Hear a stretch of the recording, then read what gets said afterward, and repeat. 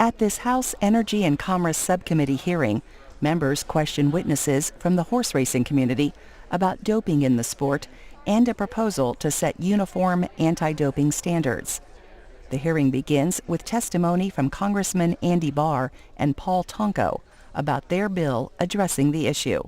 This is 2 hours and 15 minutes.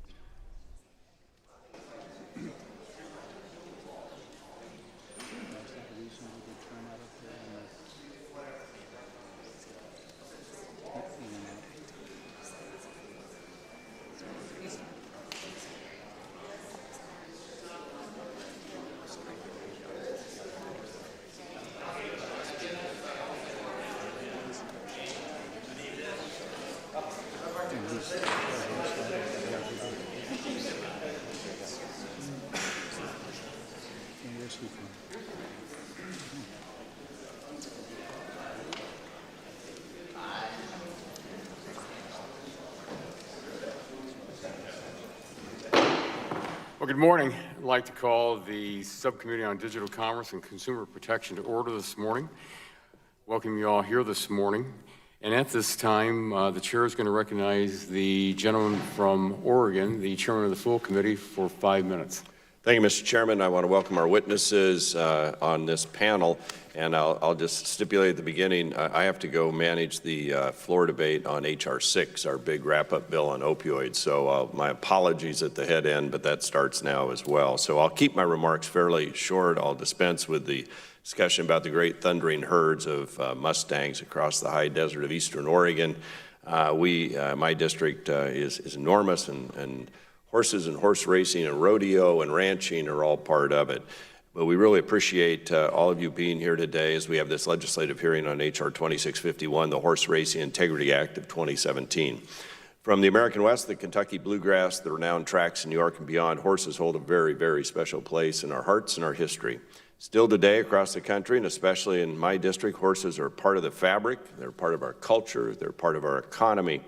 My district's home to the world-famous Pendleton Roundup, one of the great rodeos of the West, and local races at places like Prineville and French Glen and everywhere else. As you all know and appreciate, horse racing in particular has a storied history in this country and remains an important economic driver. Our discussion of Mr. Barr and Mr. Tonko's bill is also very timely.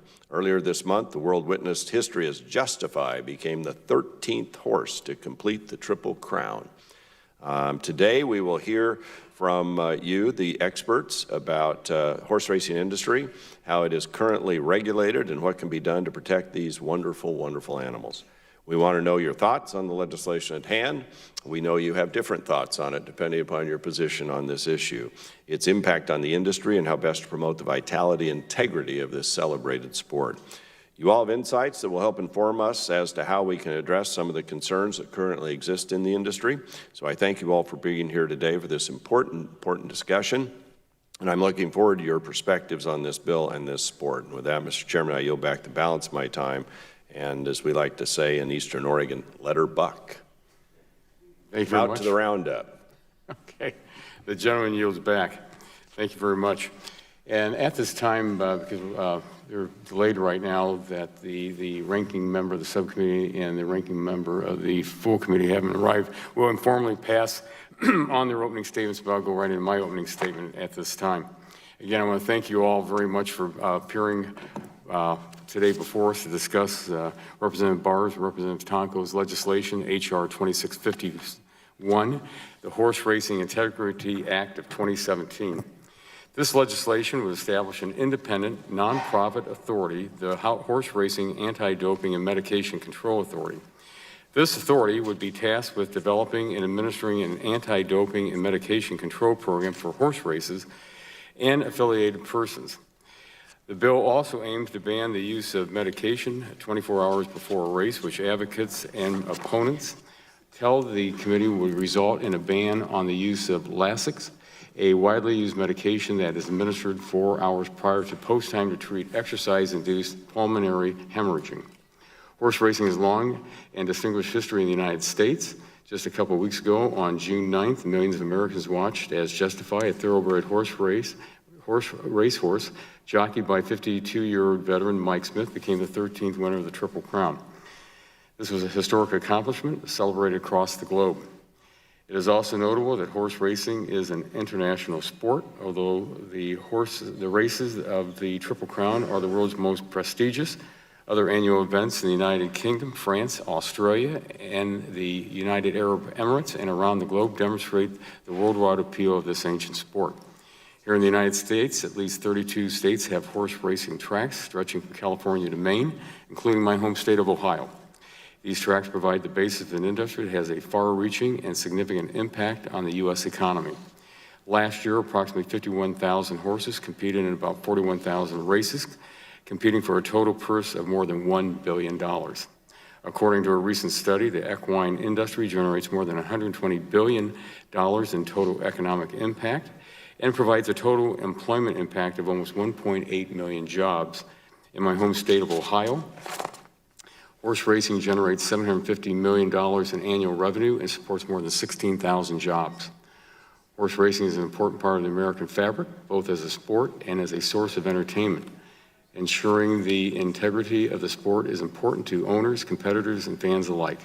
I look forward to hearing from the views of our witnesses today on this legislation. And with that, I will yield back the balance of my time. And at this time, I will recognize the gentleman from California for a 5-minute opening statement. Thank you very much, Chairman Lara, for having this hearing, and I'd like to thank my colleagues for introducing this legislation. Good morning, everybody. I'm glad that co-sponsor this bipartisan legislation, and I applaud Representatives Barr and Tonko for its introduction. As a longtime advocate of ensuring welfare protections for animals, I'm glad that we're having a hearing on the implications of drug use in the horse racing industry. While it's true that most states currently have regulations on drug use in horse racing, there's very little uniformity. This legislation is important because it would establish an independent authority to oversee the industry, which would include members of the United States, Anti-Doping Agency, USADA, an organization that has been very effective at overseeing drug use in other sports. The main purpose of the regulatory authority is to implement a uniform anti-doping program and to create a national standard that ensures all states are following the same rules. Like humans, over-medication of horses can be extremely dangerous. According to data released by the American Jockey Club, about 493 thoroughbred horses died in 2017. While there may be several reasons for these equine deaths, it's hard to point out, it's hard to point to other factors when over 90% of thoroughbreds in the United States receive some form of race day medication. It is critical that we have an organization to provide oversight to this industry. We need to make sure that there is fairness in horse racing, but the main focus should always be on the welfare of the horses and the safety of the jockeys.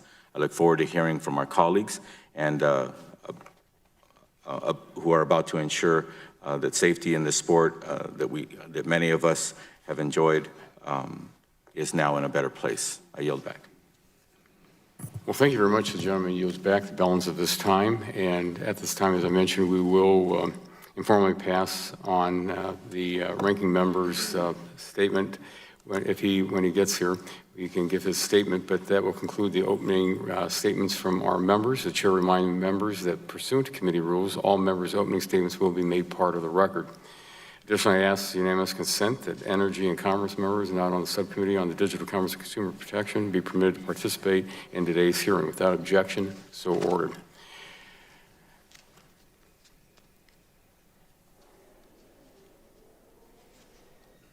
And pursuant to House rules, members that are not on the committee are able to attend the meeting but will not be able to ask questions.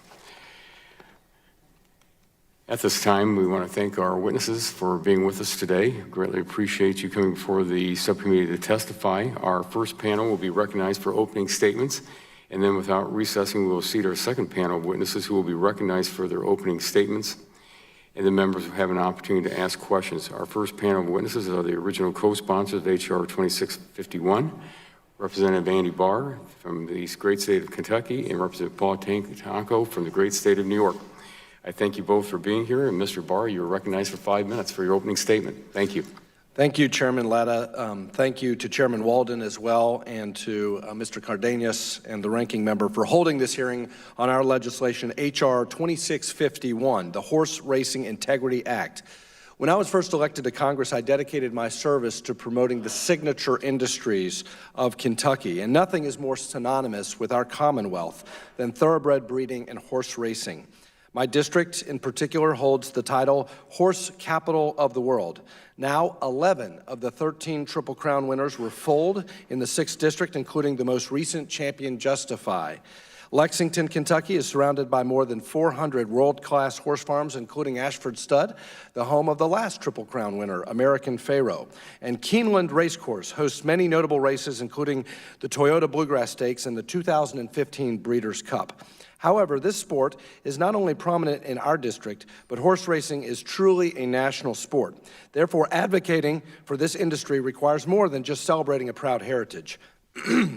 With the privilege of representing the horse capital of the world comes the responsibility of fighting for its future. And as the chairman pointed out, this is not just a sport. This is an industry with enormous economic benefit and enormous impact in terms of job creation. That's why I, with my fellow co-chair of the Congressional Horse Caucus, Representative Paul Tonko, introduced the Horse Racing Integrity Act to enact reforms that would ensure the industry continues to grow and prosper. Currently regulated by 38 separate jurisdictions, our signature racing industry labors under a patchwork of conflicting and inconsistent state-based rules governing prohibited substances, lab accreditation, testing, and penalties for violations. This lack of uniformity has impeded interstate commerce, compromised the international competitiveness of the industry, and undermined public confidence in the integrity of our sport. H.R. 2651 would remedy these problems by authorizing the creation of a non-governmental anti-doping authority, the Horse Racing Anti-Doping and Medication Control Authority, governed by representatives of all major constituencies of the industry and responsible for implementing a national uniform medication program for the horse racing industry. Today, you will hear from many supporters of this bill, and you will hear from critics of this legislation on the panels to follow. The critics will say that this legislation will create a new duplicative regulatory bureaucracy at the federal level and will duplicate what states are already doing. They will say it increases regulation. They will say it bans Lasix, which is currently legal to administer on race day in the United States. And they will say they have concerns with the ability of the United States Anti-Doping Agency to regulate this program. But it's true that the industry has made notable strides in recent years to adopt uniform standards. The work of the Racing, Medication, and Testing Consortium and the NTRA's Safety Integrity Alliance has been positive and should be commended. But to date, only 11 of the 38 racing jurisdictions with laws permitting parimutuel horse racing have adopted all 4 elements of the National Uniform Medication Program. The remaining state racing jurisdictions operate under only rules applicable to that state and have great variances. Of the leading racing states like New York, California, Florida, or Kentucky, none have fully implemented NUMP. As a conservative who believes in federalism and states' rights, I also understand that the Constitution gives Congress the power to regulate interstate commerce precisely for the purpose of eliminating these kinds of impediments to interstate exchange. A national uniform medication program is not about creating more bureaucracy or more regulation. In fact, this legislation reduces regulations by replacing 38 state-by-state regulatory regimes with a single national uniform set of standards. To address concerns with the dispersion of specific drugs, H.R. 2651 does not ban the administration of Lasix for truly therapeutic purposes. Rather, it prohibits trainers from administering these drugs on race day, so it preserves out-of-competition therapeutic administration. This would bring U.S. regulation in line with other horse racing counterparts in places like Europe, Dubai, and Hong Kong, ultimately eliminating the perception of unfair competition and enhancing the reputation of U.S. racing on an international level, which is important for the international sales and exports of our breeding stock as well. Finally, USADA's involvement through the HADA would bring the sport independence, expertise, and credibility. The HADA will be made up of USADA and industry officials, thus benefiting from the experience of officials and individuals tasked with addressing the challenges presented in horse racing today. And H.R. 2651 would address many of the issues confronting the industry, increase the popularity and public confidence and international competitiveness of the sport. In the wake of Justify's historic Triple Crown, it is important we use this momentum to continue to fight for the future of this special industry. And I yield back. Thank you very much. The gentleman from Kentucky yields back, and the chair now recognizes the gentleman from New York for 5 minutes. Thank you, Chair. And I do want to offer my thanks here publicly to Chairman Walden and Ranking Member Pallone for the opportunity for the hearing, and likewise thank you, Chair Latta, and Ranking Member Schakowsky and Ranking Member Cardenas today for the opportunity to testify before you on the importance of promoting uniformity and integrity in the horse racing industry. You might think a New York Democrat and a Kentucky Republican can't agree on much, but we have developed a strong working relationship on this issue because we both love the sport of horse racing and want to see it thrive. I am pleased that we are holding this hearing today to learn about what we can do to improve this sport of kings and ensure the sport continues to thrive well into the future. We have a distinguished panel of witnesses from across the spectrum to share their thoughts with us on this important issue, and I look forward to hearing from them. As home to the nation's oldest track, the Saratoga Racecourse in my home area has been long steeped in the storied tradition of horse racing, dating back to 1863. The equine industry is an important economic driver for the state of New York, with an estimated economic impact of some $5.3 billion annually. In 2015, I had the chance to see in person the sport at its very best when I bore witness to the historic run by American Pharoah at the Belmont track to capture the Triple Crown. When we place a majestic equine athlete like American Pharoah or our newest Triple Crown champion, Justify, front and center, this endeavor can capture truly the imagination of our nation, and the sport of horse racing can continue to grow in our hearts. However, we have all seen the devastating results that can occur when these equine athletes are pushed beyond their limits, often aided by medications that can mask underlying health issues. This dangerous race-at-all-costs mentality denigrates the sport and should be unacceptable to anyone in the horse racing community. This same story has played out countless times across the country because the current voluntary national uniform medication reforms have been implemented unevenly, leaving patchwork systems in place that have created a wide disparity in the effectiveness of medication testing and enforcement. This piecemeal voluntary approach is not only detrimental to the health of our beloved horses, it denigrates the perception of the sport and certainly puts other athletes like our jockeys at risk. Now, my colleague, Andy Barr, indicated some of the statistics on those voluntary medication efforts, so I won't repeat them. But if horse racing is to thrive as an industry and once again capture the public's imagination, we must and we can do better. On this point, the public strongly agrees. More than 90% of the public and 90% of horse players want to see stronger action on uniform medication reform. In a sport built on the integrity of competition, nothing is more important than a level playing field for the horses, the jockeys, and the trainers who compete, as well as the fans who wager on the races. While the voluntary approach is well-meaning, the lack of effective follow-through has negatively impacted the perception of fair competition across the sport and has done little to build confidence in the minds of our sports fans and our sports critics, many of whom are concerned about drug use and testing. By creating a strong, transparent, and independent, and let me repeat that, independent anti-doping authority, we can guarantee fair play, improve the health of our horses, and bring new energy and spectators to this majestic sport. That is why I've joined with my friend, Representative Barr, in introducing the Horse Racing Integrity Act. The legislation we have introduced would create a national, independent horse racing anti-doping authority responsible for rulemaking, testing, and enforcement oversight regarding drugs and medication. This new organization would be chaired by representatives at the Independent United States Anti-Doping Agency, or USADA, a nonprofit, non-governmental institution. The board of the new organization would also include voices representing a spectrum of perspectives within the horse racing industry, including our owners, our breeders, our horsemen, our racetracks, and certainly our veterinarians. The new organization would be responsible for determining permitted and prohibited substances, a schedule of sanctions for violations, testing procedures, standards, protocols, laboratory accreditation procedures, and due process procedures for violations. Many have questioned why horse racing should be partnering with USADA, an organization with no history in the sport. While the physiological makeup of horses and humans are different, the need and method for effective testing protocols, uniform standards and penalties, as well as proper lab accreditation is the same.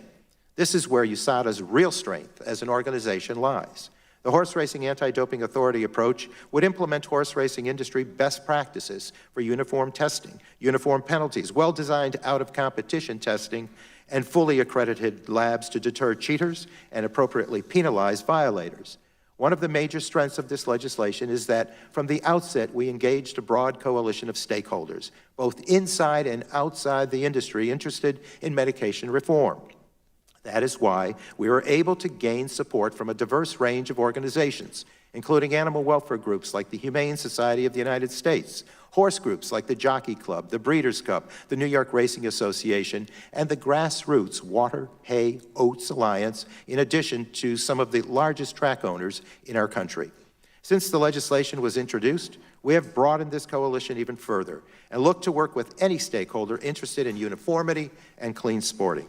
Again, I look forward to hearing from our diverse panel today about what they are seeing on the ground and how best we can move forward together to strengthen this sport of kings. With that, Mr. Chair, I yield back the balance of my time. Thank you very much. The gentleman yields back, and I want to thank you both for your testimony before us today. And that will conclude our first panel of witnesses, and we will move on now to our second panel. So thank you very much, gentlemen, for your testimony. Thank you.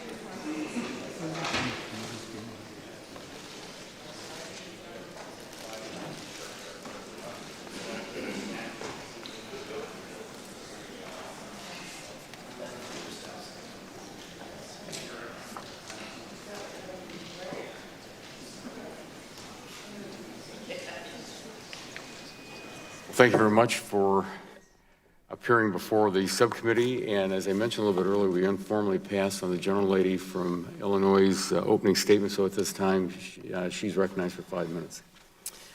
Thank you. I thank the chairman for that courtesy and the indulgence of the panel, and thank you all for being here. The Horse Integrity Act, introduced by Representatives Barr and Tonko, is a critical piece of legislation. It's past time that we address the glaring issues within the horse industry. This is very personal for me. As a former owner of a horse named B.J. Sullivan, I know how important these majestic animals are. I have fond memories of tending to and riding horses with my grandfather as a young girl. I have also been a longtime supporter of animal welfare protections. You should just know, of all the issues that are going on, animal rights of some sort, always in the top 5 of the communications that I get from my constituents, which I find really interesting. Ranging from pollinators to dogs and cats and all other kinds of endangered species. I'm happy that Representative Barr and Tonko have introduced this updated legislation, and I'm proud to be a co-sponsor. I was the lead co-sponsor of similar legislation in 2013 with Representative Pitts that addressed some of the same concerns with doping in horse racing. The new Barr-Tonko bill incorporates many of those things. Specifically, the legislation was expanded to include standard bred and quarter horses. All race horses should be afforded the same protection under this legislation. Most notably, it places a ban on race day medication, which I feel is the most important change to the legislation. Drugs such as Lasix are often misused in order to increase a horse's performance during the race. Proponents of using Lasix will claim that it is similar to giving a horse a vaccination and is used to prevent bleeding. However, the reality is that the drug is masking an underlying health issue with the horse as well as the possible presence of illegal substance. The use of these drugs jeopardizes the long-term health and safety of the horse. More than 90% of the horses in the United States compete on Lasix. In most international racing, the drug is banned on race day. The United States should learn from those other countries. We are literally running horses into the ground. Recent data by the American Jockey Club found that 493 thoroughbred horses died in 2017. If human athletes were dying at this rate while racing, it would be clear that there was a problem and that needed to be fixed. These glaring numbers harm the integrity of the industry. Horses in these sports deserve real protections. For too long, we have allowed the industry to self-regulate without any real progress in ensuring protection and stopping the bad actors. The Horsing Integrity Act would address many of these issues plaguing the industry. It would allow an independent regulatory body to oversee the industry, create a national standard that ensures states are following the same rules, and implement a uniform anti-doping program that prohibits race day drugs. The future, am I still here? Yeah, the future of horse racing depends on this universal regulatory body. We must ensure that we are protecting horses, stopping the bad actors who are endangering the lives of these horses, jockeys, and the fate of the industry itself that so many people love. If we have banned doping in other sports, why not ban it in the horse racing industry? I look forward to hearing the testimony and how we can continue to protect equines and the integrity of the horse racing industry. And I yield back. Thank you. Thank you. The gentlelady yields back the balance of her time. And again, I want to thank our witnesses for coming before us today to testify. Our second panel of witnesses will be able to present with a 5-minute opening statement, followed by a round of questions from our members. Our second witness panel for today's hearing will include Mr. Alan Foreman, the Chairman and CEO of the Thoroughbred Horsemen's Association, Inc., Mr. Stuart S. Janney, Chairman of the Jockey Club, Mr. Eric Hamelback, the CEO of the National Horsemen's Benevolent and Protective Association, Ms. Kitty Block, Acting President and CEO of the Humane Society of the United States, Mr. Ed Martin, the President of Association of Racing Commissioners International, and Mr. Craig Frabo, the CEO of the Breeders' Cup. Again, we want to thank you all for being here today, and Mr. Foreman, you are recognized for 5 minutes for your opening statement. Thank you very much. Thank you, Chairman Latta, Ranking Member Schakowsky. Is that better? Great. Thank you, Chairman Latta, Ranking Member Schakowsky. Good morning, members of the subcommittee. I am proud and honored to be invited to participate this morning to defend the honor and integrity of the racing industry and to oppose what is tantamount to a federal takeover of a state-sanctioned, state-regulated industry where no basis to do so exists. H.R. 2651 is not in the best interests of the racing industry and is an ill-conceived effort by certain special interests to impose their minority and special interest views on the regulation of our industry. We have deep reservations about the provisions contained in this legislation because of its potential adverse impact on the health, welfare, and safety of our horses and the economics of the industry. Although the proponents would have you believe that this bill is a simple effort at uniformity that enjoys broad-based industry support, nothing could be further from the truth. While certainly this legislation has been divisive, there is broad-based consensus, a remarkably broad consensus comprising more than 55 industry organizations and stakeholder groups covering all three racing breeds, their regulators, and the veterinary community, and that consensus is united in its opposition to H.R. 2651. H.R. 2651 purports to create a system for the uniform regulation and use of medication in the racing industry, but such a uniform system already exists and it works well. Performance-enhancing drugs are not allowed in a horse on race day in horse racing, unlike in human, professional, and amateur sports competitions. There is total uniformity on this issue in every racing jurisdiction, and racing has uniform rules, policies, guidelines, and laboratory testing in all racing states that are superior to any sport or business in the world, and our system is totally transparent. We strongly support the existing mechanism by which medication policies are formulated. These scientifically based policies form the basis of the regulatory scheme currently in place, made after thoughtful deliberation and dialogue that includes input from an important array of organizations, including, most importantly, the Racing Medication and Testing Consortium, which serves as the industry's scientific and policy arm.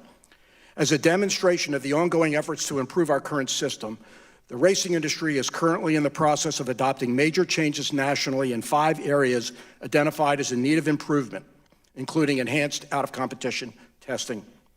H.R. 2651 seeks to replace our current state regulatory system with a new federal bureaucracy on top of a state system that has existed for over a century, with governance stripped from the states and given to a private group of hand-picked, uninformed, and unqualified individuals who know little to nothing about the racing industry or the health and welfare of the horse, including USADA, which does not now, nor has it ever had, any involvement in the equine sport.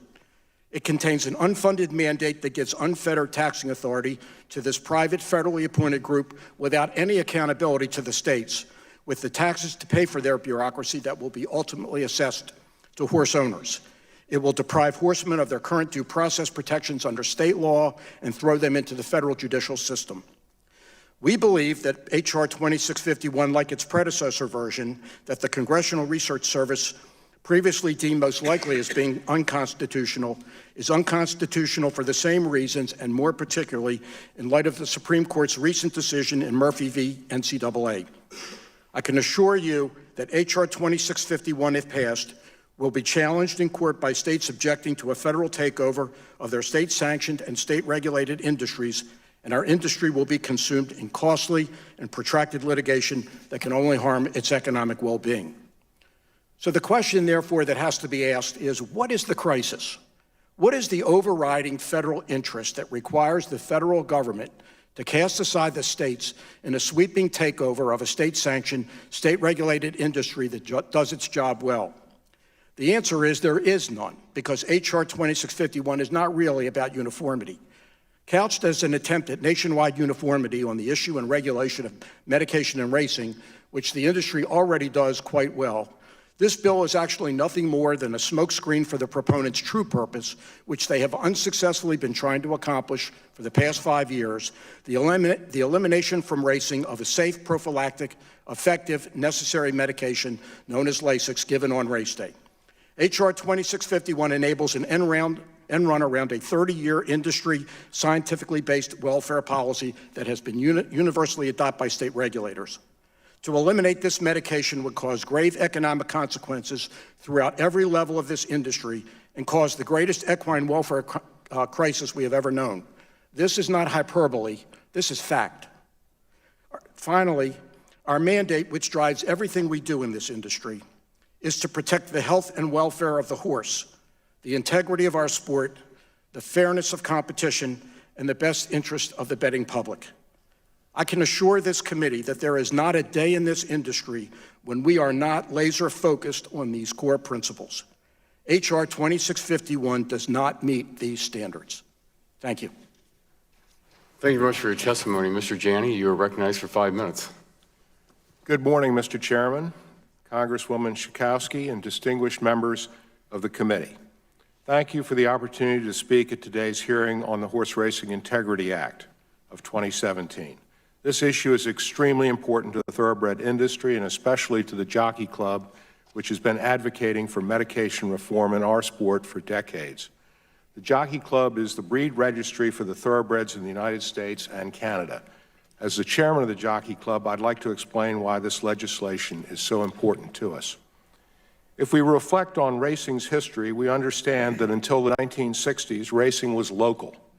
I grew up in Maryland, and my parents were very successful in Maryland racing. On rare occasions, they ventured to New York with a good horse, but essentially they raced only in Maryland. Who bet on their horses? People in Maryland who went to the Maryland tracks. Thus, it made sense that their racing activities were regulated by the state of Maryland, and by and large, it worked. Then two things happened. First, people learned how well horses travel. They can step off a van in the morning, run well in the afternoon, and then travel home that night without a problem. Second, interstate simulcasting was introduced. In 1978, Congress passed the Interstate Horse Racing Act, which enabled simulcasting and wagering across state lines. However, the state regulatory structure never changed. I want you to realize that our Triple Crown races are conducted under different sets of rules.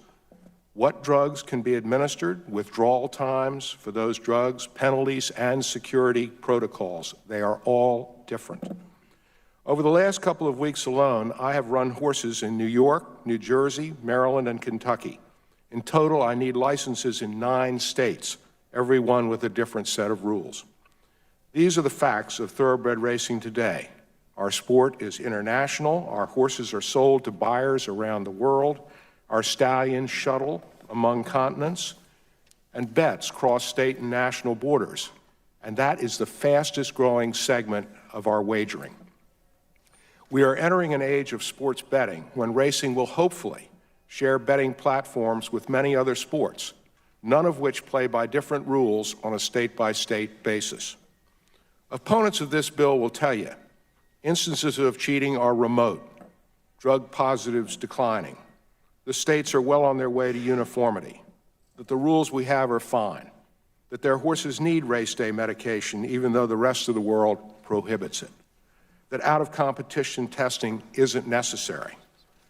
Well, let me tell you about Murray Rojas, a trainer in Pennsylvania who was charged with wire fraud, conspiracy, and misbranding of prescription drugs. A fellow trainer testified that private veterinarians told Horsemen which drugs were being tested for at the state's lab. Horsemen, of course, requested race day treatments accordingly to avoid getting caught based on that knowledge. That was bad, but the performance of the Racing Commission was worse. They did nothing, and the FBI had to get involved. It's naive to suggest that these problems are not occurring in other states.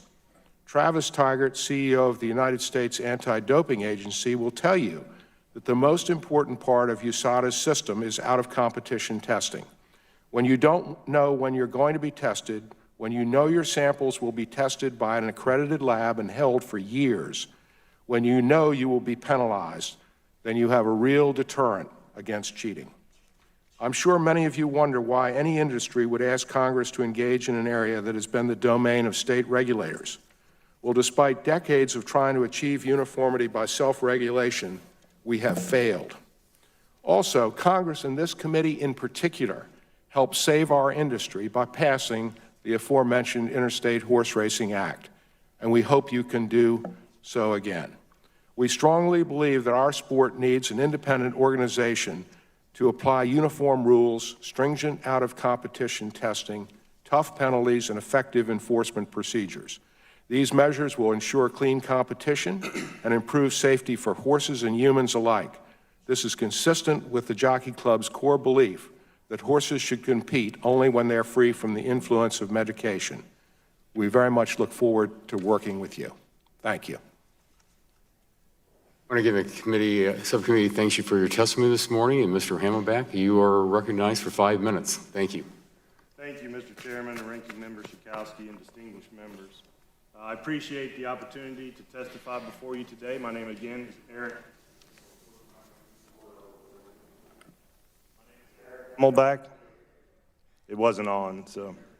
Eric HAMELBACK, I am the CEO for the National Horsemen's Benevolent Protective Association located in Lexington, Kentucky. We are the largest organization representing close to 30,000 owners and trainers of thoroughbred racehorses in the U.S. and Canada. I have been involved with horses my entire professional life. Before assuming my current position, I did everything from mucking stalls to managing one of the largest breeding operations in the world, a true horseman. I wish to state emphatically that the National HBPA and the vast majority of thoroughbred organizations and 2 other organizations representing racing breeds, the U.S. Trotting Association and the American Quarter Horse Association, are all on the record and firmly opposing the enactment of H.R. 2651. The HBPA believes that owners and trainers who cheat by administering drugs with no legitimate therapeutic use in racehorses should be severely penalized. Doping is illegal and it is immoral. Data maintained by the state racing authorities compiled by the Association of Racing Commissioners International shows conclusively that doping of racehorses in the U.S. is rare. In fact, the horse racing industry spends millions of dollars on comprehensive testing each year. In 2017, there were over 354,000 biological samples taken by regulators in the U.S. Only 169 of those tests were positive for drugs that had no business being in the horse. So to put it plainly, 99.9% of all tests were negative of any doping substance. That's a record that should be the envy of every sport that tests for illegal drugs. Another stat worth noting is that the states representing 95% of the dollars wagered in the U.S. are under the same controlled therapeutic medication list, and 100% are under the uniform prohibiting performance-enhancing medications. The HBPA, along with the American Association of Equine Practitioners and the North American Association of Racetrack Veterinarians, draw a very clear distinction between doping and lawful therapeutic medications, such as furosemide, commonly called Lasix. Lasix is effective in preventing and mitigating bleeding in the lungs, a condition that we call exercise-induced pulmonary hemorrhaging. It is transparent to the public, and it has been safely used for over 40 years. The HBPA supports the use of Lasix and other therapeutic medications for the health and welfare of our horses. The American Veterinary Medical Association, representing more than 91,000 veterinarians who have no vested interest in horse racing, support the AAEP's policy, which clearly states the use of Lasix on race day is the most efficacious way to control EIPH. These veterinary experts should not be ignored. And yet, a minority of voices has called for the ban of Lasix on race day. Those who do so equate usage of Lasix to doping. That is false. The scientific clinical evidence establishes the facts about Lasix, which include nearly all racehorses bleed to some varying degree, and they have a grade of EIPH. Lasix does not prevent post-race detection in other drugs. That is a myth. Lasix is not performance enhancing. It does not make a horse run faster than its God-given ability to do so. And finally, Lasix is a choice. You have the choice as an owner or trainer to use it. Some proclaim that the rest of the world does not use Lasix, and neither should we. Well, that's misleading at best. Lasix is widely used in training in other countries. From a horse and welfare standpoint, that makes no sense to me. Rather, it should be used on race day when the stress of competitive racing heightens and the risk of harm caused by the internal bleeding increases. So in summary, There is no need for the federal government to reinvent the wheel by establishing a new regulatory structure where the state structure is already working well. And new federal structure would likely take years to gain the necessary knowledge and would cost millions of dollars. HR 2651 is not needed. The job we are doing is being done very well. Thank you, Chairman, and I appreciate the opportunity to be here, and I'm happy to answer any questions as a horseman. Thank you very much for your testimony, and Ms. Block, you are recognized for 5 minutes. Thank you. Thank you. Is that on? Yes? Okay. On behalf of the Humane Society of the United States and its affiliate, the Humane Society Legislative Fund, I appreciate this opportunity to testify in support of H.R. 2651. Thank you, Chairman Bob Latta and Ranking Member Jan Schakowsky for holding this hearing, and to Representatives Andy Barr and Paul Tonko for introducing this important legislation. First, I want to make clear our position on horse racing and our interest in this legislation. We are not opposing horse racing. Our interest is improving the welfare and treatment of all animals, including racehorses. In 2016, we formed a National Horse Racing Advisory Council. Our goal was to facilitate the exchange of information between people who have spent a lifetime in this industry and those of us who care about equine welfare. The council includes, this impressive council includes industry experts from the Jockey Club, racehorse breeders, former State Racing Commission officials, and 2 Hall of Fame jockeys, and is chaired by the former owner of Pimlico. We believe that everyone who makes a living from this industry has an obligation to protect and enhance the welfare of horses, who are at the heart and soul of this business. Throughout history, horses have played a key role in the development of our society. They are majestic creatures who have served us in so many ways, from plowing our fields to fighting in our wars. And today, we partner with these equine athletes in numerous competitions, races, and recreational riding. Horses have often served as a symbol of the American spirit. We have a duty to care for them humanely and to not put them in harm's way and to provide a safe and comfortable life for them once their racing career has ended. It is a glaring oversight, therefore, that there is no national regulatory body for horse racing. And this creates a disparity of racing regulations and uneven enforcement in the U.S. I also serve as the Humane Society International President, which is the HSUS's global arm.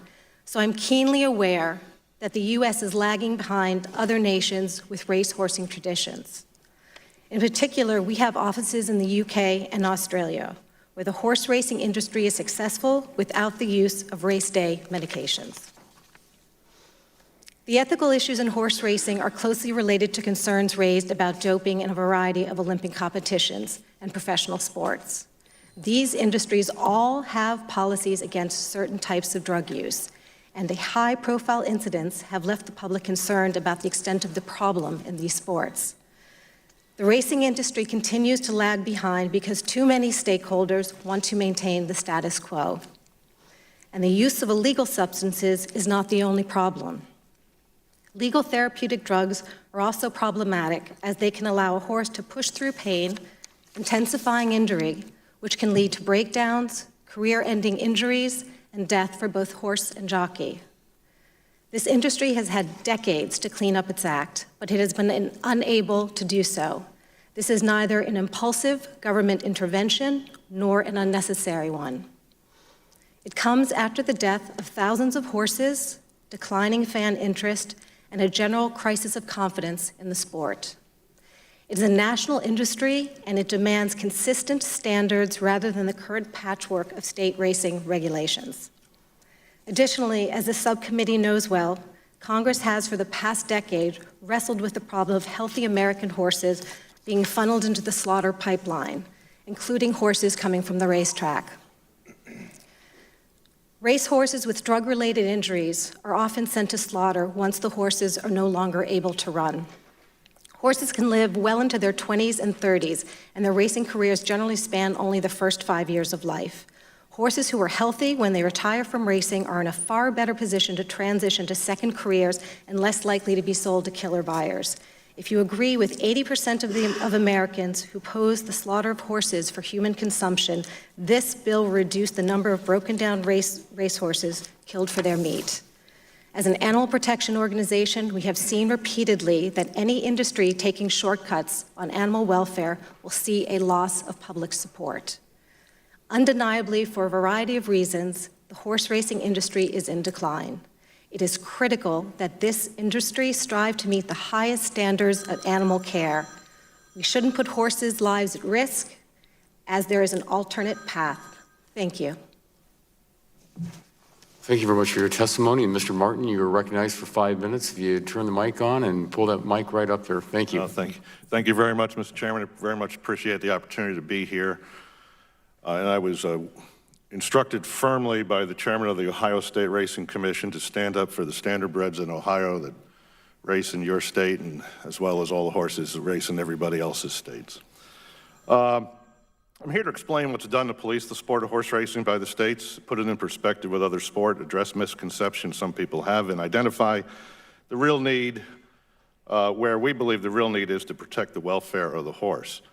There's been a lot of things said so far, and I would urge, I can't squeeze them all into 5 minutes, but I have a rather lengthy written testimony that addresses almost everything that has already been said. The ARCI set standards for thoroughbred, standardbred, and quarter horse racing. We represent the state regulators in the U.S., the federal and provincial regulators in Canada, as well as the national regulator in several other jurisdictions. Our model rules, drug classification systems are respected worldwide, and some jurisdictions have adopted portions of the model rules by reference. First, let me say that the state racing regulators are totally uniform in prohibiting the presence of performance-enhancing drugs in a horse when it races. Secondly, there's total uniformity in the adoption of a 30-year equine welfare policy to permit a voluntary race day equine welfare treatment known as LASIX. Third, with the exception of 2 states, the drug testing labs are internationally accredited. There is also total uniformity in the use of progressive penalties and substantial uniformity in adoption of testing thresholds for 30 appropriate medications deemed normal and appropriate for equine care. State racing commissions do more testing in racing than any other professional sport. Last year, 354,000 plus biological samples were sent to the labs. By comparison, all of the World Anti-Doping Agency labs tested 300,000 samples, and the U.S. Anti-Doping Agency tested 13,000 samples. Now, to compare the results, compare the programs, you have to look at the results. The clear rate in U.S. Racing Commission testing, USADA testing, and WADA testing is comparable. When you look at the substances being detected by the WADA labs, which are readily available on the internet, you will see that they are not catching anything that the state racing commissions don't catch or have the ability to catch. Does that mean we don't have a challenge? No, we do have a challenge. We've got the same challenge that every other sport has: use of substances that are undetectable or unknown. But based upon the numbers, which are factual and maybe inconvenient for those advocating this bill, horse racing does as good a job or as bad a job as the Olympics or any other sport. It's a little-known fact that the standards in horse racing are stricter than they are under the World Anti-Doping Agency, because we do not permit athletes to obtain permission to use performance-enhancing drugs in competition, as is allowed under the therapeutic use exemption provisions of the WADA Code. According to the 2016 USADA annual report online, they approve about 81% of their use exemption requests. And athletes are given permission to use hormones, stimulants, narcotics, cannabinoids, and a host of other drugs that we would never, ever, ever allow to be in a horse when it races. Now, consider that there's going to be an expansion of sports betting. There's things allowed in human sport that we don't allow in horse racing. The anti-doping and medication policies we have are developed by considerable input from a network of anti-doping experts as well as the veterinary community. We're opposed to this bill because it is a radical and unnecessary federalization of a state responsibility that is exercised effectively. I'd like to conclude by saying this. In most states, the regulatory jurisdiction over the horse does not reach young horses intended to become racehorses. As the bones of these young horses mature, the stage is set for their racing career. But there are drugs being used on these horses that the FDA has warned veterinarians about their safety, yet they are being used and used widely. Our concern is that their use may adversely affect bone development in ways that can contribute to stress fractures, which we already know are linked to catastrophic breakdowns. This is the unregulated aspect of the sport, and we believe it needs to be addressed if we are serious about protecting our horses. This is controversial because it starts a discussion and regulating a part of the industry that currently has no regulatory oversight. We ask that this subcommittee clearly put an end to the debate on H.R. 2651. Only then can the industry, its regulators, interested public organizations, and interested lawmakers get on the same page how to address ways to protect our horses. There are things the federal government can do to help. This proposal is not one of them. Thank you, the gentleman, for your testimony. And it's time, Mr. Fravel, you are recognized for 5 minutes for your statement. Thank you.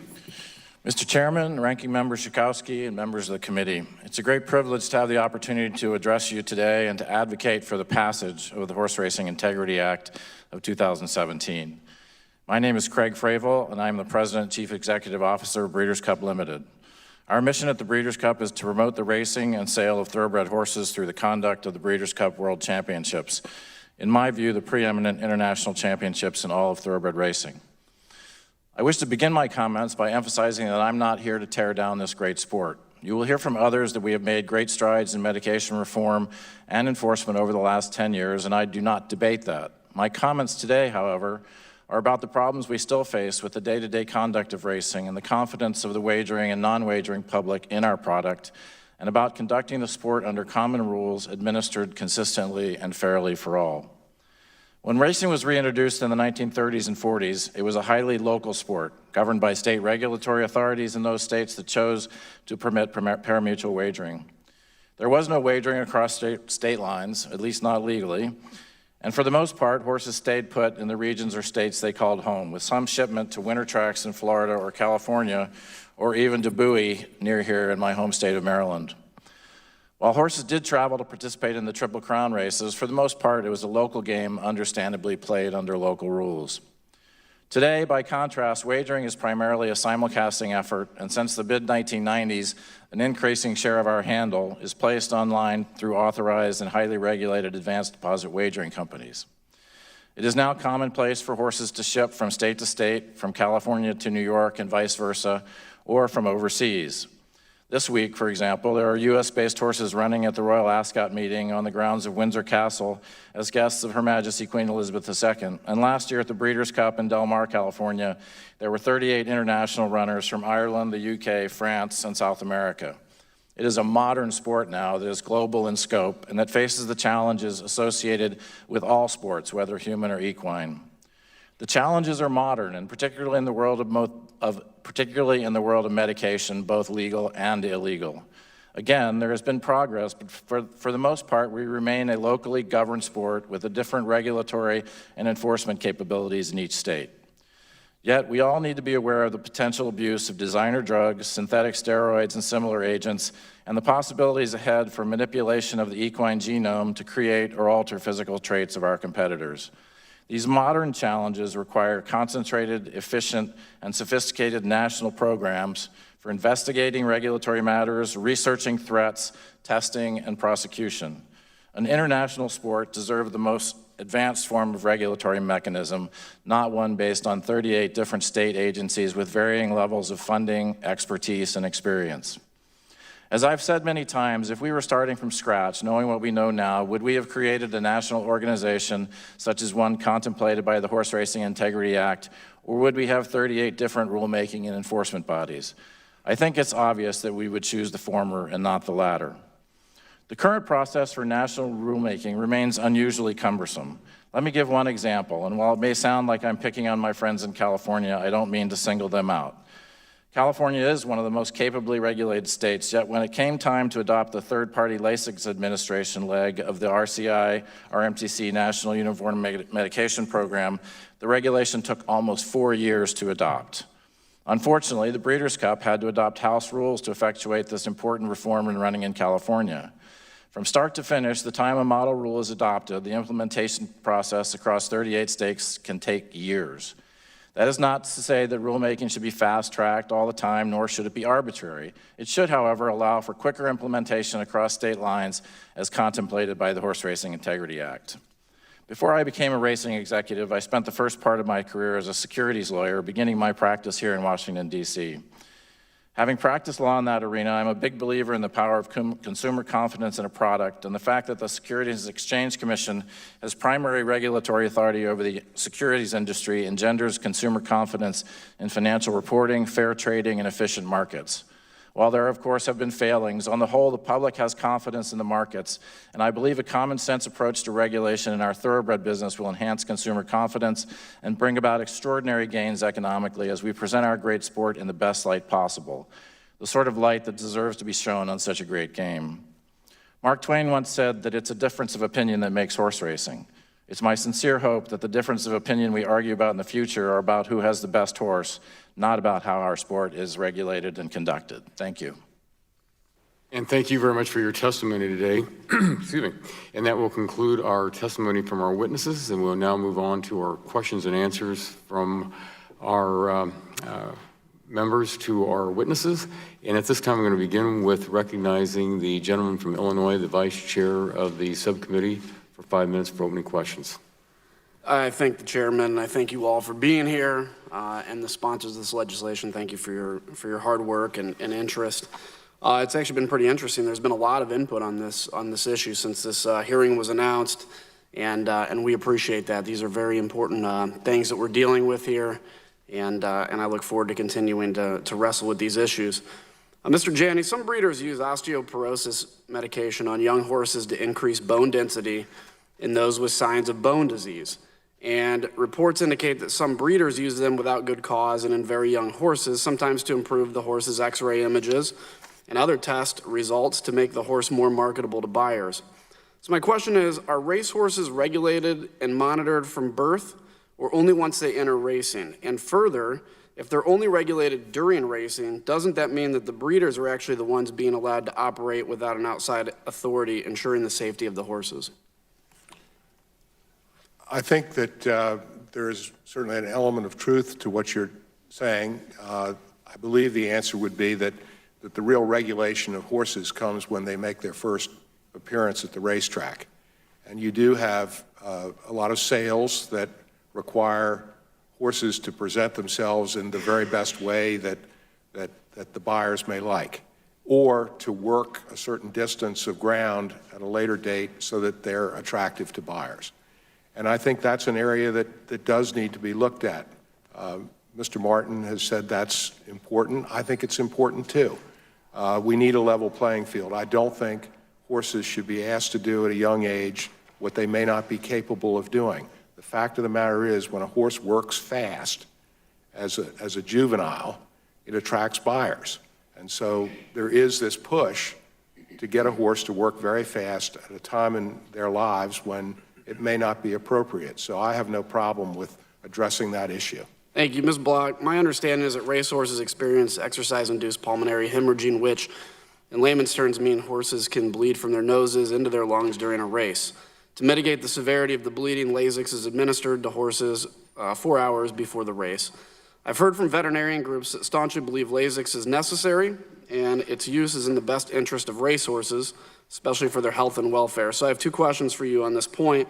First, does scientific research support the use of Lasix to protect racehorses from EIPH? And please provide a yes or no on that.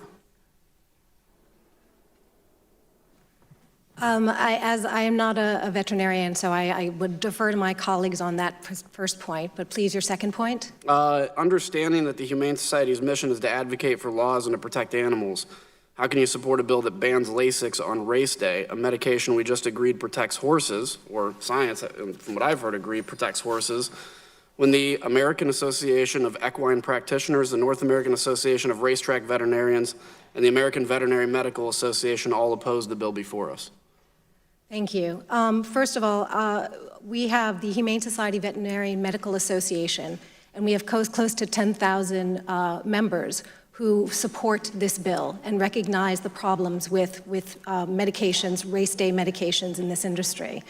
And so we absolutely feel that this is important. This legislation is key. It goes well beyond LASIX. It addresses a whole host of issues and problems. And as for on race day, a horse out there before the race starts, as people are assembling with a needle to the horse's neck, is probably not the best thing everyone wants to see. It's not a perception that should be projected. And these horses should be able to run clean and safe, as do many human athletes do in many sports. I appreciate that, and I think, yeah, nobody wants to see that, but if it's a medication that protects horses, then I think in some cases optics maybe should be overcome, take a second place to actually the protection of the horses. Mr. Foreman, the horse racing industry is a state-regulated, state-sanctioned industry, and I'm a big proponent of states' rights, but I also know there can be a need for federal uniformity at times. My understanding is that your organization's collaborated with others to promote the adoption of national uniform medication programs to provide uniformity based on 4 pillars. How long have you been trying to get this program adopted, and where are you finding resistance and why? Thank you, Congressman. The National Uniform Medication Program, and I think the title probably is being used against the industry by those who seem to think that we don't have uniformity, is the product of many hours and years of work by the industry to determine from our existing rule book and our existing rules, what can we do better to improve the regulation of the sport and the safety and welfare of the horse. And there were initially 4 areas that were identified. One was that there is even a misunderstanding, I think, probably among the committee as to what substances are administered to a horse. Horses are treated on a daily basis with therapeutic medications in their best interest for injury or illness. There are substances that don't belong in a horse on a race day under any circumstances. And the public doesn't understand the difference between the two, and that's something that the industry has wrestled with. For example, Sir, I hate to do this. I'm going to have to, just because we're going over in time and we have a lot of questions. That was my fault for only asking with 20. My fault for talking too long. No, that's okay. That I had a limit. But there are 4 areas: controlled therapeutic medication, third-party administration of LASIX to get the vets out of the stalls on race day, a multiple medication violation penalty system on top of the existing very well-done disciplinary system, and the accreditation of our laboratories. The program started in the Mid-Atlantic, which is the largest concentration of racing in the United States, on January 1, 2014. And I've included maps and information in our packet that 97% of racing jurisdictions have adopted the controlled therapeutic medication list. 96% of our laboratories are accredited. There's only 1 lab right now that's not accredited. Yeah, sir, I'm sorry, I'm gonna have to reclaim my time on that. I'm sure somebody else may have questions on it. And as always, we will make sure that questions that are asked by the committee will be submitted to the witnesses, and they'll have the normal 10 days to submit and then respond then. Thank you, and I'll just ask unanimous consent. I have 3 things I want to enter to the record, and also 2 letters from my constituents on the both expressing opposition to this legislation. Without objection. Thank you. Yield back. At this time, the chair will recognize the gentleman from New York for 5 minutes.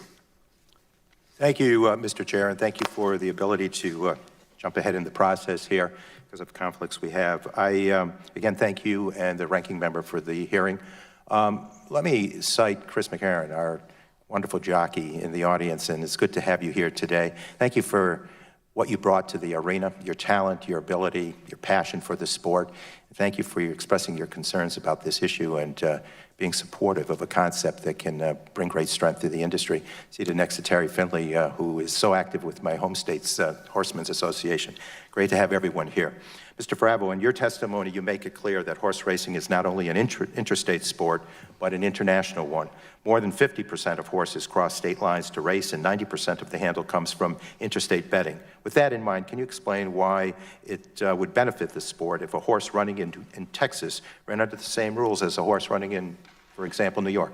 Well, I think if one of our challenges is making sure the consuming public understands our sports better, it's important that we have one set of rules. I mean, baseball teams, other than the designated hitter rule, don't play under different rules when they travel from one league to another, one city to another. And you know, we've had that problem in racing for many, many years. And you know, in the old days, it was fine. Horses stayed where they were. The public wagered on site. But now we travel around the world, and we need a modern system to enforce our regulations and to create them. Thank you. And Mr. Janney, can you describe where the United States stands in terms of medication rules in comparison with the rest of the world? In what ways does this divergence impact the domestic industry? Well, we've talked a lot about NUMP, and it really has, I think, 5 elements, and I think Mr. Foreman would agree with that, because the last one is out of competition testing. So there is some agreement among the states as to which substances are on the list, though not as complete as has been suggested. With third-party LASIKs, we're getting there slowly. There are places that don't adhere to that rule. With penalties, we're getting there to some extent, not as fast as any of us would like, and maybe not in my lifetime. Labs are interesting because if you don't have good labs, you don't really have anything. I'm a board member of the New York Racing Association. We operate Saratoga, Belmont, and Aqueduct. Currently, we have requested of the governor of New York for money in the state budget, which I believe he's going to do, for a new lab in New York, which will be up to international standards. And that's the most important thing I'll say, is the lab in New York is in no way up to international standards. The positives called in New York are one of the lowest in the country. Does that mean that people in New York are more law-abiding? I don't know. But it's alarmingly lower than any other state, particularly for a major racing state. So the request is in. There will be study money, I think, for a new lab in New York. And the CEO of New York Racing has spent a great deal of time going around to Hong Kong, to the French lab, to others, to the Olympic labs that USADA uses, because there isn't anything in this country that meets that standard, the most important of which is double-blind testing. Mr. Janney, in your opinion, does the Horse Racing Integrity Act add an additional layer of bureaucracy, or does it coordinate states into a single rule book with penalties? Well, everybody here has said we need to have uniformity. Well, this is the quickest way. This will get there, again, in my lifetime. The compact won't. The compact was discussed 10 or 15 years ago. One state said yes, that was Kentucky, and nobody else. You have on the record, on your record, the Stronach organization, that's racing in Florida, California, and Maryland, saying they want the Horse Racing Act. You have the New York authorities saying we want the Horse Racing Act. So my view on a compact and other ways, whether it's NUMP, is that it's more designed to waste time. We're not going to get where we need to be. And this act does that, and that's why I'm so in favor of it. Thank you, Mr. Frabel. There have been concerns expressed about the intent of Horse Racing Integrity Act to replace state racing commissions. What do you envision the relationship between the state racing commissions and the new anti-doping agency as being? The act is currently drafted, allows the new horse racing entity to delegate authority to states that as long as they're meeting certain standards and quality assurance. So I think that the possibility is that these two things will exist greatly in cooperation with one another, not replace, but simply streamline and make much more efficient the rulemaking and enforcement process, which is something that we all tend to agree on. So I'm not sure I understand the vehemence with which some people oppose this if we all are trying to achieve the same thing. Thank you very much, and Mr. Chair, I yield back. Thank you very much. The gentleman yields back the balance of his time, and at this time, the chair will recognize the gentlelady from California for 5 minutes. Thank you. Thank you, Mr. Chairman. Mr. Foreman, in your testimony, you state that H.R. 2651 is not the best interest of the racing industry. Why do you believe that to be the case? I believe it's the case because the existing framework with which we work under works well. We're all operating under one rule book throughout the country. Our industry is regulated by state regulators. The regulation of our sport is very similar. There is, in my view, no reason to superimpose on what is a system that is working very well a group of people who know nothing about the business. I don't think the industry is going to roll over, excuse me, and allow others who are outside the industry to essentially make the rules for them. There is, in the proposal in the legislation, actually is doing what we're doing now. It's just who's going to be in charge and who's going to make those decisions. And I believe that that is why states have legalized racing, and no different than any other. The lotteries, regulated by the states. Sports gaming will be regulated by the states. Casino gaming, regulated by the states. Gambling is not for the federal government. Horse racing is not for the federal government. If I could just make one correction to a statement that was made about our laboratory system, because I think it's important. Our labs are all internationally accredited, except for one. To say that a laboratory in New York does not meet international standards is incorrect. They all must meet accreditation under ISO 17025. What we have done in the industry have created a code that is stricter than the WADA code, and we require our laboratories to meet that standard in addition to international standards. And no other laboratories in the world are required to meet our standards. We're better than the other laboratories. The laboratory in New York is accredited both to international standards and to what we call the RMTC Code of Standards. All right, thank you.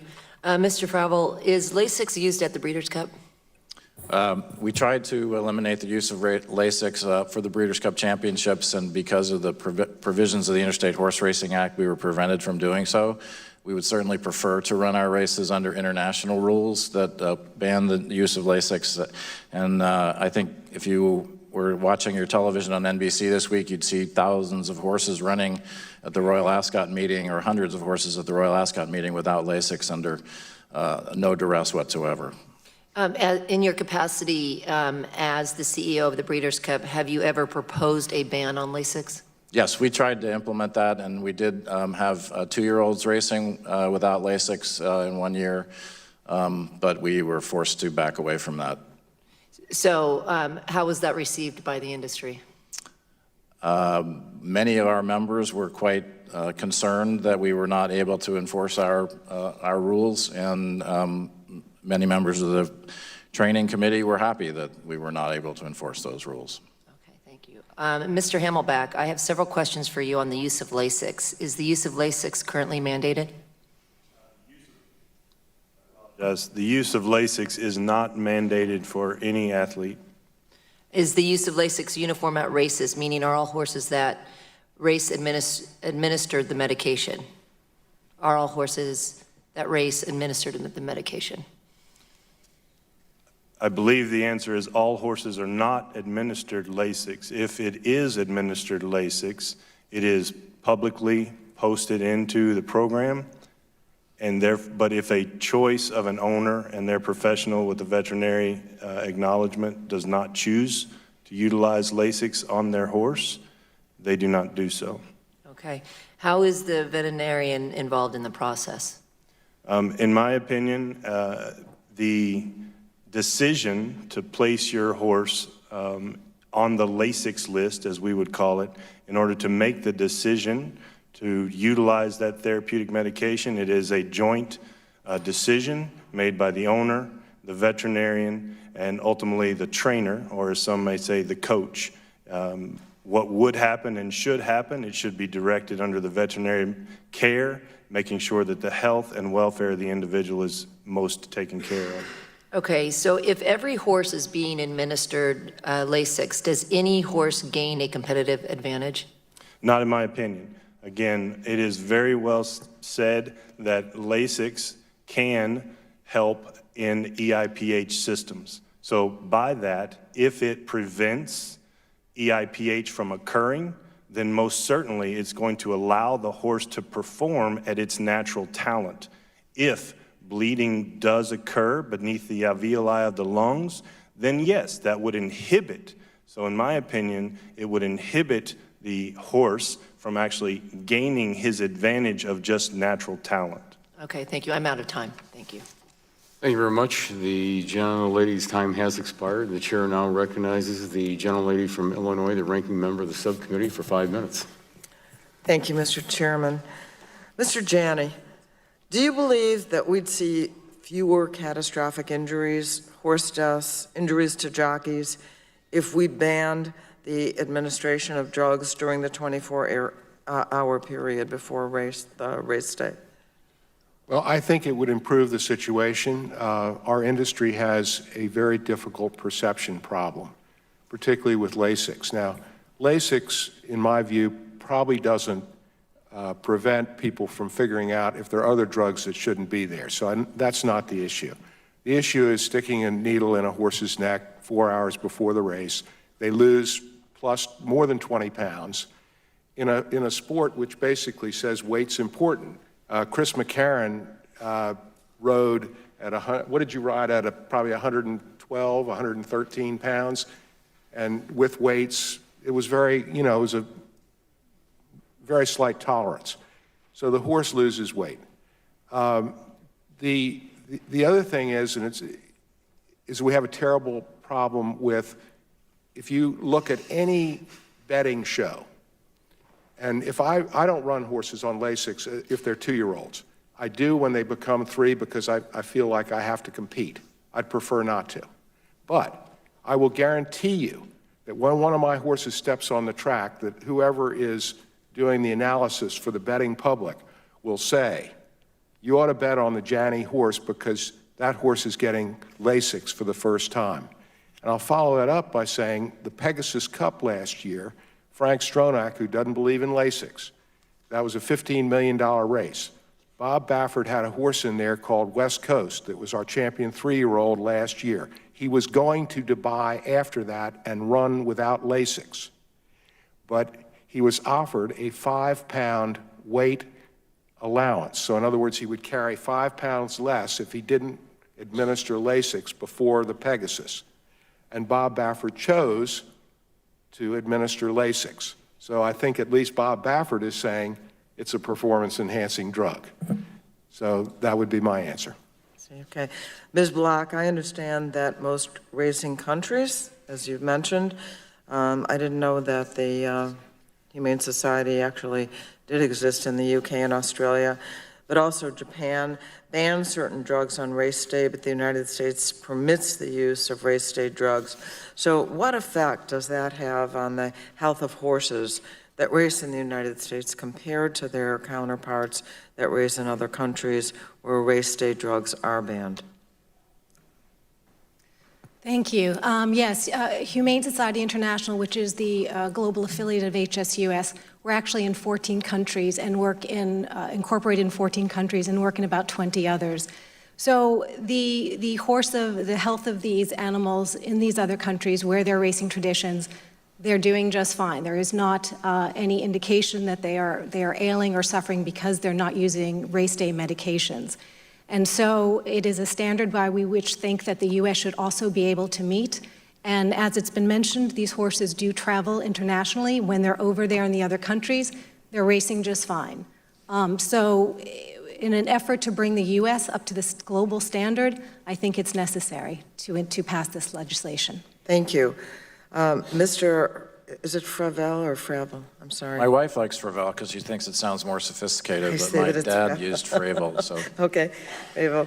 And Mr. Janney, most countries with long-standing horse traditions ban Lasix on race day. Actually, Mr. Janney, I think I heard from you on Lasix on race day. So let me ask you for your wife, Mr. Fravel. What do they use instead of Lasix to treat or prevent bleeding? Well, most international jurisdictions do not permit any supplemental treatment for EIPH. For example, Hong Kong, probably the most successful racing in the world, the highest handle anywhere in the world, has the most rigid and well-regulated medication protocols in the world. And horses there, they managed to fill races with a population of 1,250 horses. So I think the concern that the sky will fall if we prohibited the use of Lasix is unfounded. It happens everywhere in the world on a daily basis, and the horses get around just fine, if not even better than they do here. And I also appreciate your adding that it certainly hasn't hurt the industry either, all those that are involved. Oh, again, Sounds like- probably the three most successful racing jurisdictions in the world, Australia, Japan, Hong Kong, all run under regimes that do not permit any administration of race day medication, including Lasix. Thank you. I yield back. Thank you. The gentlelady yields back. The chair now recognizes the gentleman from New Jersey for 5 minutes. Thank you, Mr. Chairman. Mr. Janney, from your testimony, I believe that you would like to see uniformity in the medication standards that are given to racehorses. Perhaps shouldn't Congress rely on the states to adopt the model rules that have already been developed? I'm not a young man. I know I look that way, but I'm 69 years old. You do indeed look young. It's my considered opinion that I would never be around to see that day. It will not happen.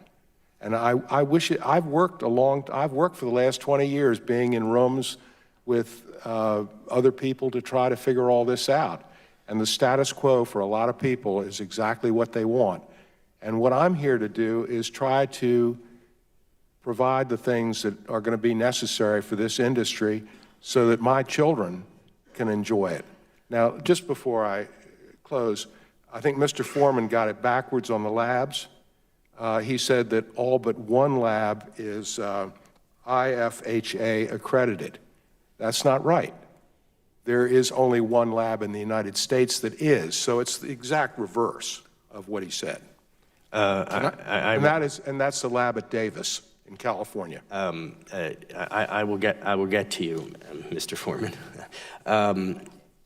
How many states have adopted the model rules so far, sir?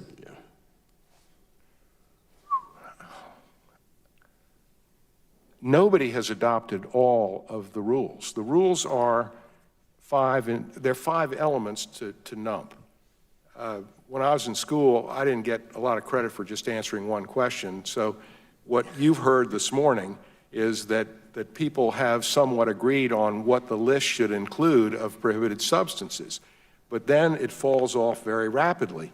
And it particularly falls off with out-of-competition testing, which Mr. Foreman has identified as one of the most important elements. And I can assure you that Lance Armstrong never failed a post-race test or a pre-race test. He only failed out-of-competition testing when people understood what he was taking. And so in California 2 days ago, or yesterday, I think, the proposal that was ratified by the Association of Racing Commissioners, which is the foundation of NUMP, their rule on out-of-competition testing came before the California Horse Racing Board. It did not do well.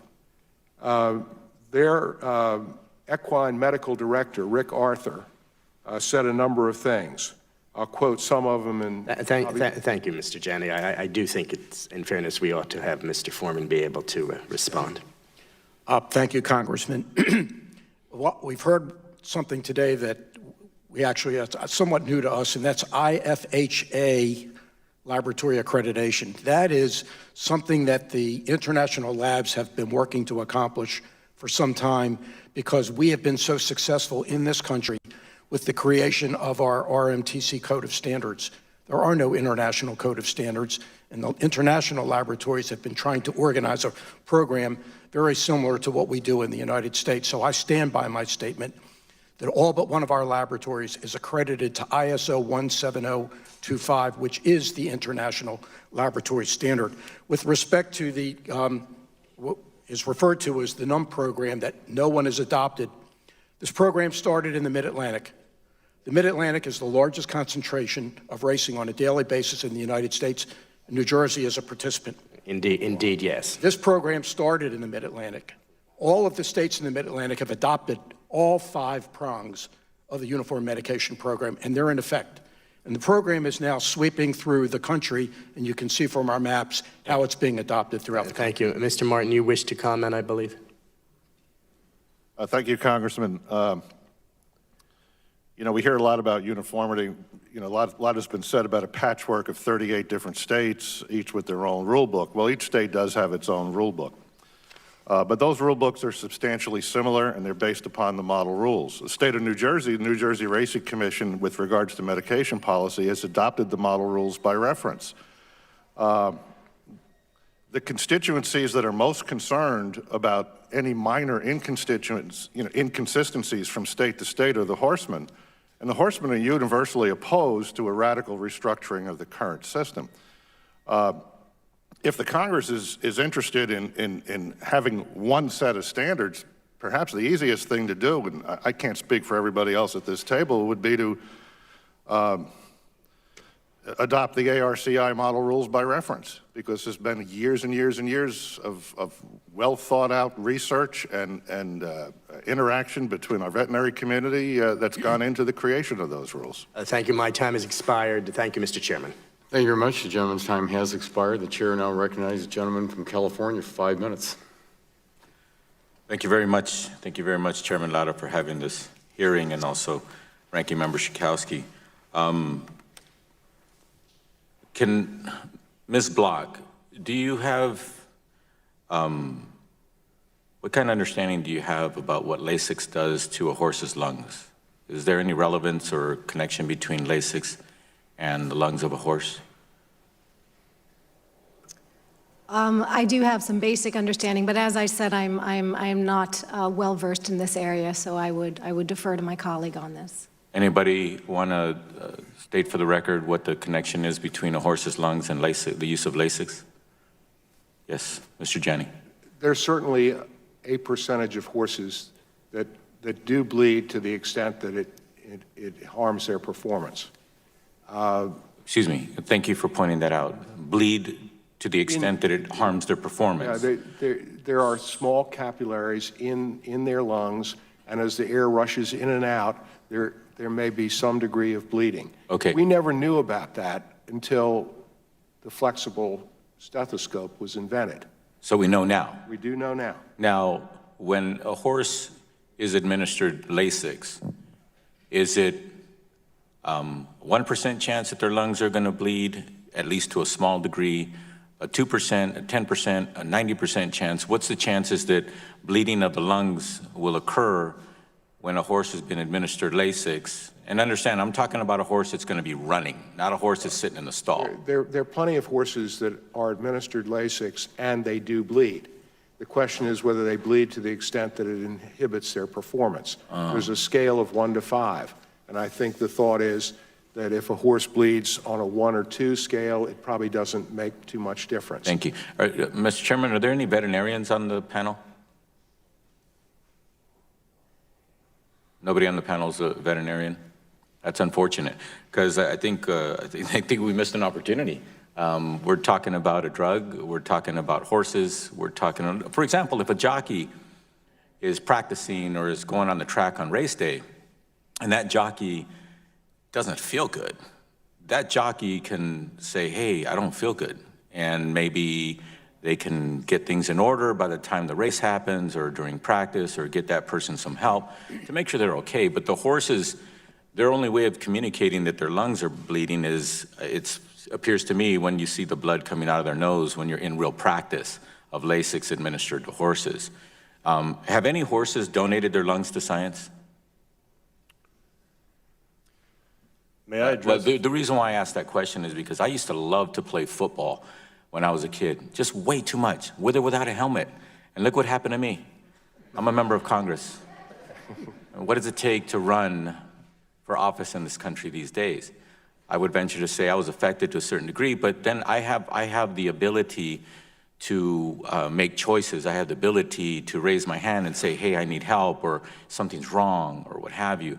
And one of the things that concerns me about Lasix and horses is, I can understand that maybe 10 years ago, 20 years ago, 50 years ago, 100 years ago, when people were racing horses, and then all of a sudden, sometime during that time frame, Lasix got involved, and people said, hey, this is something that helps, or this is something that's good, or this is something that maybe we should be using. But now we have entire countries who are saying, you know what, Lasix, no, not a good idea. Now that we have science, not a good idea. And what I would venture to believe that on balance, unfortunately on this panel we don't have one, is that on balance, veterinarians who deal with horses, veterinarians who have actually dealt with animals, horses that have been administered Lasix, or they've had to come out and go look at them or what have you, and then render their opinion about the health and safety of that horse, I would venture to believe that on balance, those veterinarians are probably shaking their head going, you know what, human beings, Lasix with horses, stop it. And the reason why I've joined this bill is because unlike football players, horses, their voice is up to us human beings as to whether or not we're going to listen, we're going to learn, and we're just going to do the right thing. And Lasix is something that I think that us as intelligent human beings know today, that Lasix is something that is probably not good for the horses. You know, with that, I'm out of time, Mr. Chairman. I yield the balance of my time. Thank you. Thank you. The gentleman's time has expired, and the chair now recognizes the gentleman from Florida for 5 minutes. Thank you, Mr. Chairman. I appreciate it. Thanks for holding this hearing as well. My first question is for Mr. HAMELBACK. My understanding is that Lasix is administered 4 hours before the race. Is that correct, and why? Can you please explain why Lasix is administered on race day as opposed to the prior day? Yes, that is correct, Congressman, that the optimum time stated through research to be most efficacious for treating EIPH or preventing EIPH is between 3 to 4 hours. That is also the time frame that studies done at the University of Kentucky Gluck Center proved that there is no further dilution within the blood. Therefore, the masking that many people talk about is irrelevant because it's not proved to be so if it's administered at that time frame. Okay. Let me ask another question, and I'll probably get different answers, and maybe you answer this question. So whoever wants to answer this, please.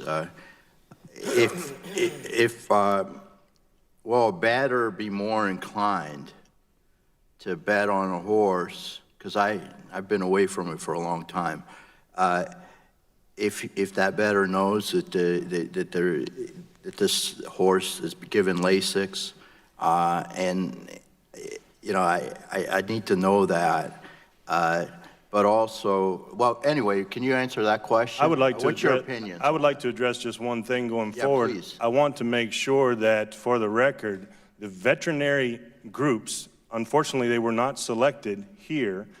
They have publicly opposed this bill. So I would like to make sure that that is on record because we weren't allowed to address that. If a wagering individual is aware, which again, Lasix is transparent, it is publicly put into the program. Yeah, in Florida, I know that that's the case. So the wager would know. Correct. And it's also announced, I think, on the public address system as well. Depending on if there's a correction. The horses on Lasix, yeah. Congressman, the people who, Lasix use is almost ubiquitous, and I say to people, if every horse in that race is running on Lasix, could you tell me which one has the advantage? Yeah. And they can't. They can't tell you. What's the alternative, Mr. Foreman? Prior to the use of Lasix, how were horses treated to address exercise-induced pulmonary hemorrhaging? Well, there were a number of therapies and a number of concoctions that were being used prior to the legalization of Lasix, and that's one of the reasons why the industry welcomed the advent of a new medication that was safe and effective and leveled the playing field. But the single biggest concern about eliminating Lasix and what is done internationally, as well as in this country, if Lasix is not permitted, you withdraw water from the horse for at least 24 hours prior to competition, and you withdraw food. That's how it's done. Don't think for a second that horses don't bleed in Europe. They may not be able to use Lasix on race day, but the most effective therapy for a horse that bleeds is to withdraw water 24 hours prior to competition. Now, is that humane? Is that in the best interest of the horse? Would you rather see horses who are raced dehydrated because they're less likely to breed and see other concoctions? They used to use adjunct bleeder medications that we have banned, carbazochrome, Kentucky Red, other concoctions that they would give to a horse that anecdotally horsemen believed would affect whether or not the horse bleeds or not. But to think that we would go back to a situation where we were the Wild West before Lasix was permitted, and that we were allowed to starve or to withdraw water from our horses or to do other things, to me is irresponsible, and we would be shirking our responsibilities to our primary responsibility, and that is the health and welfare of the horse. If we were to withdraw a horse that the veterinary community has now elevated to a disease, the EIPH factor, and we have a safe, effective medication that does not affect the performance of the horse, why would you deprive a horse of that? Anyone else want to comment? I mean, that's the bottom line when we care about the horse, Well, the health and welfare of the horse. I'd like to, if I could. We've heard a lot about the veterinary community, and that is, they are in a very difficult position. If you or I go to see our doctor, and he looks at us and says, well, after 45 minutes, more exercise, less eating, and we leave, we expect to get a bill. That's not the way it works at the racetrack. If a vet comes into my stable and my trainer says, go look at the horse down in stall 1, he's a little sore, go look at the one down on 3, I think there's a problem with an ankle, whatever. He doesn't get paid unless he prescribes something, some medication. I've never paid a bill for a consultation. And so you're really conflicted because as a veterinarian, as a racetrack vet, you're not going to feed your family giving consultations. And the Thoroughbred Safety Committee, and Chris McCarron is on that committee, recommended 2 or 3 years ago, one of our principal recommendations was go to a system like a human doctor, where somebody gets paid to analyze and maybe not prescribe. Lasix is a very lucrative business. The vets basically are selling the compounds that they're putting into a horse. If your horse may have an ulcer problem and you're getting GastroGuard for it, the vet has bought the GastroGuard, he resells it. And that's just a fact of life at the racetrack, and it's not the way we ought to do business. Sir, I've worked for veterinarians for much of my professional career, and I find it offensive that Mr. Janney addressed the veterinarians in that way. The chair at this time recognizes the gentleman from Texas for 5 minutes of questions. Thank you, Mr. Chairman, and thank our witnesses for being here today. Ms. Block, do you know how the death rates for horses in the U.S. compare with death rates in other countries? I'm sorry, could you repeat that? Could you repeat that question? The death rates for horses in the United States as compared to other countries. I don't have the statistics on that, and I can certainly compile that for you and present it Okay, if you could get it back to us. For the panel, all the panel, are horses in the United States more prone to bleeding during races than race horses in other countries? And if so, why would you believe that? Why would that be happening? Sir, there was a study done in 2009 in South Africa. Over 167 horses were tested and scoped. Over 80% of those bled to some degree. So that is why we believe it is necessary. I'll maybe add a little bit to that. A lot of the other countries have different training centers. We tend to house our horses at the racetrack. They tend to be in more urban environments. Air quality may not be as good. We have a definite predisposition for speed in a race, and it just, those kinds of elements do affect what's going on, and it probably makes our bleeding a bigger problem than it might be in other jurisdictions. But the fact of the matter is, even having said that, it's really 10% of the population that we're talking about. 90% of the horses don't need Lasix, but they get it anyway. And then they get a bottle of electrolytes after they race to try and rehydrate them. So it's a problem. Mr. Martin, is pulmonary bleeding painful for the horses? Although none of us are horses, so I guess we don't know. Hey, I didn't know I looked like a horse, Congressman. I can't answer that question. The only thing I can say is what has been alluded to is the American College of Veterinary Internal Medicine has elevated its assessment of the degree of seriousness of EIPH. We reopened this issue in 2011 because it's always been a controversial issue within the racing industry. We brought in experts, veterinary experts, research experts, and we concluded that there was no science that would necessitate taking away this medication that's given either for reason or prophylactically to protect the health of the horse when it races. Mr. Farble, you said in your testimony that the Breeders' Cup conducts out-of-competition testing on approximately 85% of all starters in the Breeders' Cup and put prospective starters under 24-hour surveillance 72 hours prior to the start time.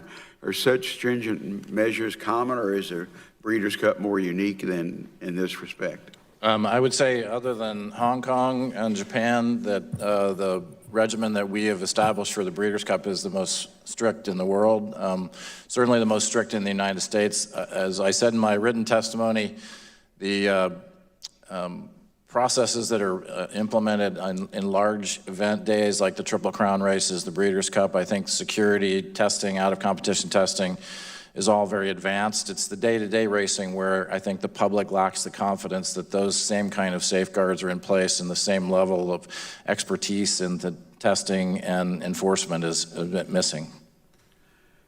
Mr. Janey, opponents of the bill have shared concerns about some about the USADA's lack of expertise in veterinary science for horses specifically. Do you see that as being an obstacle to implementing H.R. 2651? I don't. We humans share 98+% of our DNA with horses. And most of the drugs that are coming into the horse industry that could be described as performance enhancing are coming from human medicine. There's really not a huge amount of research and new drugs that are in the equine field. It's really all coming from the human side. And USADA has a huge amount of expertise in figuring all that out. And it has to be very intelligence-based testing. You've got to know what you're looking for, because if the molecule is changed in any way, you're not going to find it. So really, I think they're the best people to go forward with this. We are in a new world. I would love it to be a different world where people didn't take an edge. But they're taking an edge now in a way that's far more effective than it used to be. And that's our problem. And we have to work very closely with the other sports to figure out what's happening. It used to be we only had to worry about what was going on in the harness industry and whether it was migrating over into the thoroughbreds. That isn't the case anymore. It could be a Russian athlete that's taking something, and it works pretty well on a horse too. Thank you, Mr. Chairman. I didn't think Russians would be in horse racing. So. Thank you very much. The gentleman's time has expired. And just to let the committee know that we might have votes as early as 11:15, so I would like to make sure that all members keep their questions at 5 minutes so we can get the questions in prior to votes. So this time the gentleman from West Virginia is recognized for 5 minutes. Thank you, Mr. Chairman. I come from northern West Virginia in Wheeling, and I grew up around Wheeling Downs, Big Bill Elias, and this issue is certainly something that we would have heard about back then, about the doping of horses and all the problems we had back then. But in that area, Wheeling Downs then switched over to greyhound racing, but we still have the meadows and Mountaineer Park. So it's something very much the horse industry is very important to me, and how we've done that. I've grown up around it.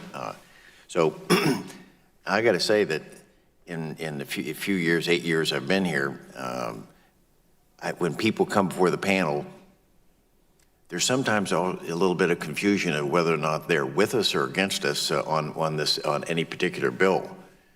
But not on this one. you two, Hamelback and Martin, I don't really get the memo. Your passion came out pretty strongly about where you stand on this. So I'm fascinated with that, but I want to hear the counter to it as we debate this. So, Mr. Fravel, tell me where they're wrong. Where's the testimony from there to where are they wrong? Well, the gist of a lot of this testimony is things are going fine, we're doing well, don't mess with us. That we don't need a national program, we can do it all ourselves. I'll give you, Mr. Janney mentioned yesterday an example, and I mentioned in my testimony in California. One of the 4 components of the National Uniform Medication Program was third-party LASIX administration. It took 4 years to get that done in California. A year and a half ago, we all met in Arizona, and we adopted, as part of the RMTC and RCI, the out-of-competition testing rules. Yesterday, after 18 months of deliberation in California, that was referred back to committee because the rule was claimed to be unclear or failed to meet the Administrative Procedures Act. If we came up, you know, I'm concerned with this conversation focusing so much on LASIX. If we came up with a new medication tomorrow that could be administered 24 hours out and prevented EIPH, it would take 4 years under the current system to get that implemented nationally because there would be so much arguing over its effectiveness and research and everything else. The current system takes too long. It takes forever. Let me go to Mr. Hamelback, if I could. You've been hearing the testimony now on the other side of the issue. Where are they wrong? So that you could refute or bolster your case. What should I be listening to?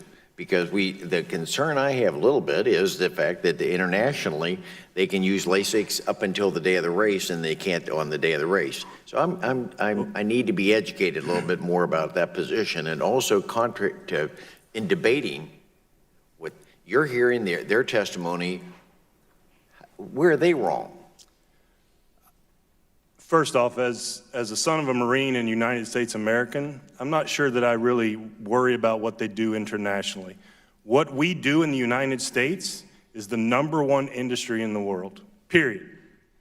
I think the burden of proof comes to them. They need to tell us why this is necessary, because statistically, it's not. Plain and simple. There's no proof of what we are doing currently needs further oversight. Do we need more time and money to be spent on researching, as Mr. Janney said, designer drugs? Absolutely. Do I need to continue to hear LASIX equated as a drug? I do not. LASIX is a therapeutic medication, no different than Advil. I take LASIX every day for high blood pressure. It is safe.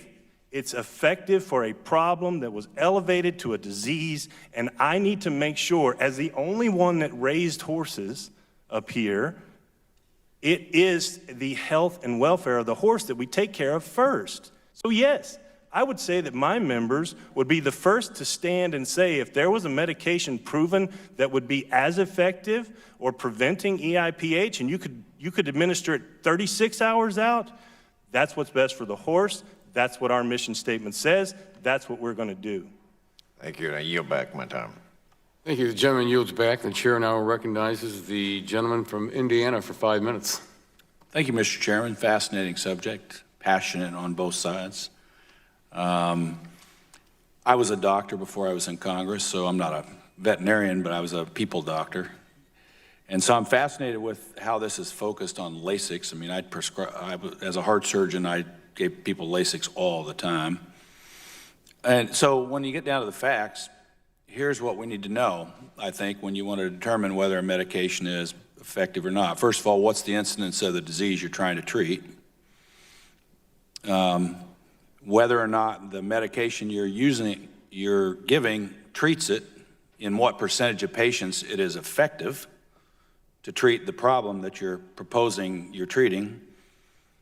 And you also want to make sure that there's clinical significance in the problem that you're treating.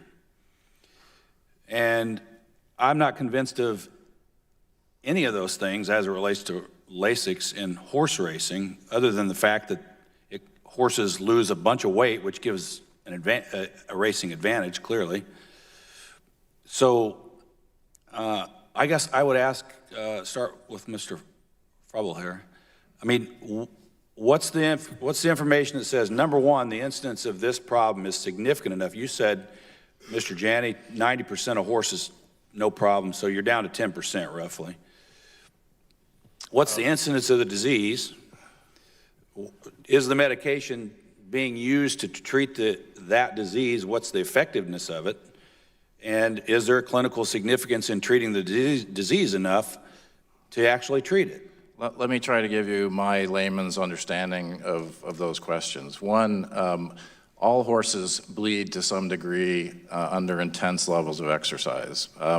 That was only discovered, as Mr. Janney said, with the introduction of the flexible endoscope. It used Can I interrupt you then on that? That's a good point, because that means that was there overt clinical evidence of bleeding prior to looking down into the airway and say, hey, there's a little bit of blood in there? There was only the incidence of epistaxis from the nose, and I think the incidence of that in Hong Kong, for example, is about 4%. Okay, so very, very low incidence of actual clinical evidence. So there have been studies that were mentioned in South Africa that do indicate that Lasix does have a positive impact on horses that do bleed. So it might reduce a 4 to a 3 or a 2 to a 1.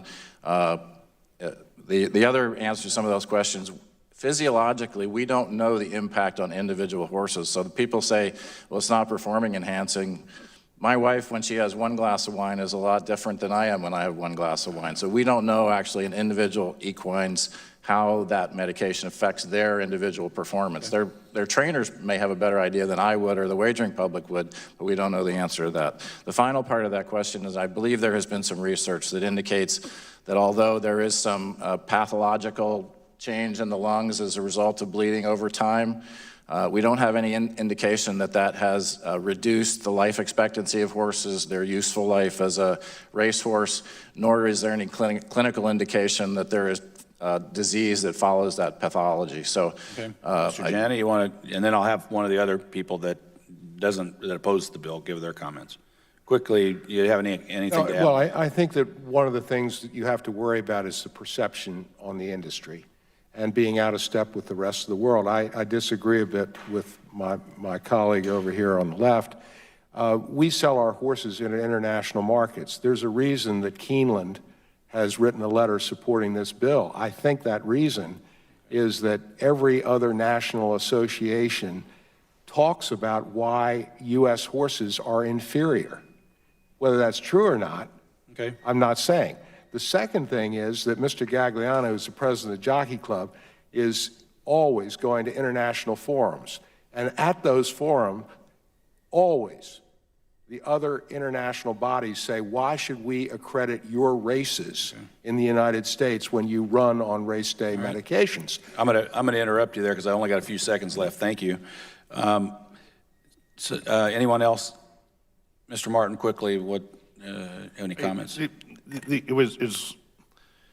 think the history of Lasix is well known. I think the research that's been done subsequent to the 30 years when it was first put in place probably makes a case more to permit it. As far as international, in North America, we have, Canada allows Lasix. There's a ton of standardbred horses that cross the border and race up in Canada. I'm going to interrupt you there because the chairman wants me to stay on time, and thank you all for your comments. I yield back. Well, thank you very much. The gentleman yields back. The chair now recognizes the gentleman from Oklahoma for 5 minutes. Thank you, Mr. Chairman. Thank you for our panel for being here. Thank you, Andy, for leading on this. Mr. Foreman, are states' racing commissions equipped to properly regulate the horse racing industry? They've done it for over a century, and they're doing it now. So yes. Would you consider horse racing, though, out of state? Would you consider it more of a national sport than just a state sport at this point? Our sport is national to the extent that we are permitted to simulcast our races throughout the country and that we have bettors who are betting on races. Do the horses travel, and I'm asking this because I know the answer to this, do the horses travel across state lines? Particularly in the Mid-Atlantic, which is the largest concentration in the United States, they're crossing state lines every day. So commerce would be traveling across state lines at that point, right? Yes. Okay. And I think that's kind of what we're, of course, we're talking about a lot about LASIX here. I get that. But the fact is that Congress does have a role for the commerce side of it. That's why we're energy and commerce when it crosses state lines, even when it comes to sports. We have, I do not like regulations at all. I mean, I think we are equipped to regulate ourselves, so everybody needs to understand that. But Congress does have a role when it starts crossing states' lines. That is a role that we have to regulate. And so when we're starting to talk about the bill and starting talking about moving forward, it's not about the industry. The industry can oversee itself. Those that are participating can oversee itself. We got 32 different jurisdictions that are working to try to uniform the standards right now inside the horse racing. I get all that. But what role does Congress have to play? In this particular role, when we start talking about the horse racing industry, not track to track, does Congress have a role to play in this or not? Sir, I'll let you go. Very quick answer. If you all hadn't passed the Interstate Horse Racing Act, we wouldn't be here. I wouldn't be in the business, and there really wouldn't be an industry. Mr. HAMELBACK? Does Congress play a role in NASCAR? They travel from state to state and compete in different... We do some. We do also do in NCAA sports, and we do in the NFL. We do in Major League Baseball and the NBA. Not in the UFC, but we will with MMA. But ultimately, each commission of the 34 pari-mutuel governed jurisdictions, which Oklahoma, obviously you have Will Rogers Downs, Thoroughbred Racing Association of Oklahoma. The Oklahoma horse racing industry is not for this, and I understand it. I'm not for over-regulating. I'm just asking the question, does Congress have a role to play in it or not? I do not think so. Each state is 100% uniform that has racing. But the horses travel outside the state. If it is, you have to abide by the rules that are in that state. And the horses travel from track to track, and the owners travel from track to track, right? Yes, my first cousin, who's a very good friend of mine, very close, we traveled all over the place, rodeoing together, because my background is rodeoing. I think quarter horses are better than thoroughbreds. But that's my jab there, guys. So go with me, make light of the situation. But he shoes horses all over the place. He travels from track to track, which makes the industry not just regulated or not just overseen by just one state. I don't like it any more than anybody else. I don't want to overregulate the industry. The industry is successful and it's working. I get that. But Congress does have a role to play here.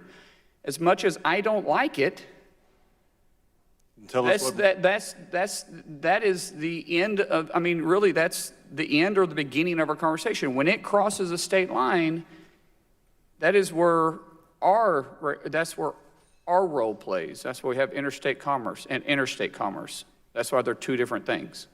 Yes, sir. The difference between NASCAR and us is we're betting. Now, sports betting is coming. I'm sure there's no betting on NASCAR. Well, sports betting is coming, and you will have, as a committee, I'm sure, a very interesting question as to what you want to do. But the fact of the matter is, the reason we're all here is the Interstate Simulcasting Act, and people in California are betting on New York races and vice versa, and that's really the important element. Congressman, interestingly, the Interstate Horse Racing Act does not regulate simulcasting. Simulcasting is regulated by the states.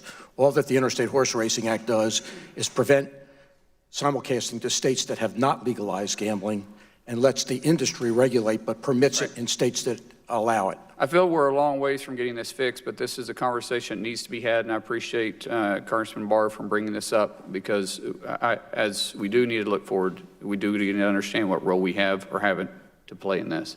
Mr. Chairman, I yield back. The gentleman's time has expired, and the chair now recognizes the gentleman from Pennsylvania for 5 minutes.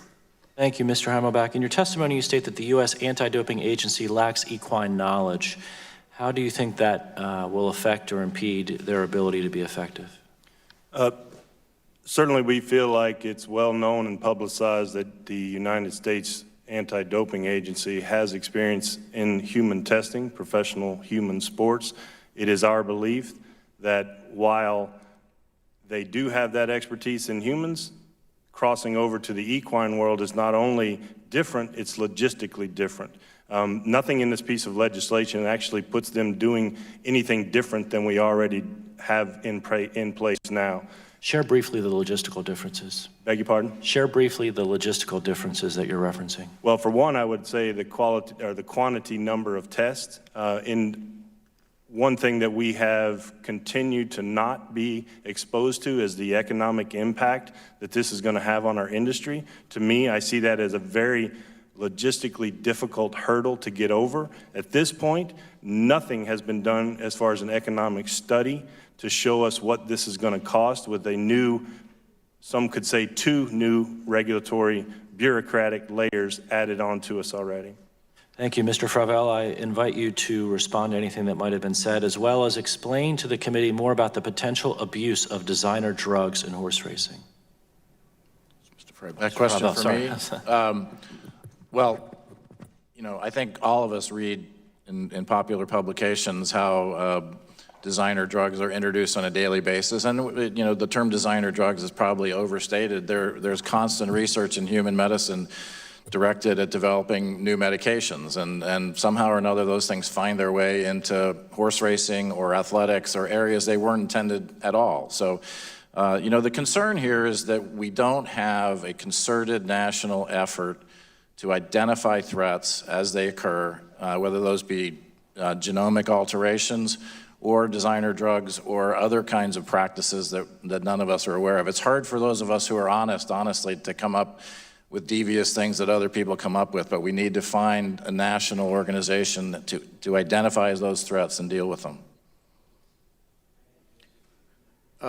Congressman, if I could just respond to your question about USADA. Yes, and then I have a follow-up. USADA does not regulate the performance horse industry that participates in the Olympics in this country. They have nothing, they may do the human athletes, but they do not do the equine competitions. That is regulated by the United States Equestrian Federation, which has its own governing body, its own regulations, and its own laboratory. So clearly USADA is not capable and qualified, or they would be doing the work of the Olympic Committee and the performance horse industry in this country. Thank you. You indicated there's already total uniformity as it relates to banning performance-enhancing drugs in horse racing. If that's the case, why do proponents of this bill still wish to see it enacted? Well, as I've said in my testimony, I don't think it's about uniformity. I think it's about LASIX, and I think it's about getting the regulation of the sport into the hands of those who are not the state regulators who are permitting the practice right now. And I think that's fundamentally what's going on here, and I think you can hear it in the debate. The industry is focused on performance-enhancing drugs. The industry is focused on every aspect of medication and drug testing. The industry created a consortium back in 2004 that would be the scientific arm of the industry, because that's what those who are proponents wanted. An independent scientific arm to advise the industry on medication matters. And that is an organization that has done very well. It's one we rely on, and they are the scientific body of the industry that makes the recommendations to us. And quite frankly, when it comes to the work we're doing with designer drugs or other new drugs that are entering the marketplace and into racing, we do that research and we do that work through the RMTC.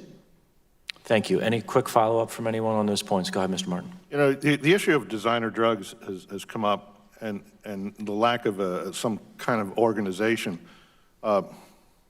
You're sitting next to one, and the RMTC is another one, and the Association of Racing Chemists is a third.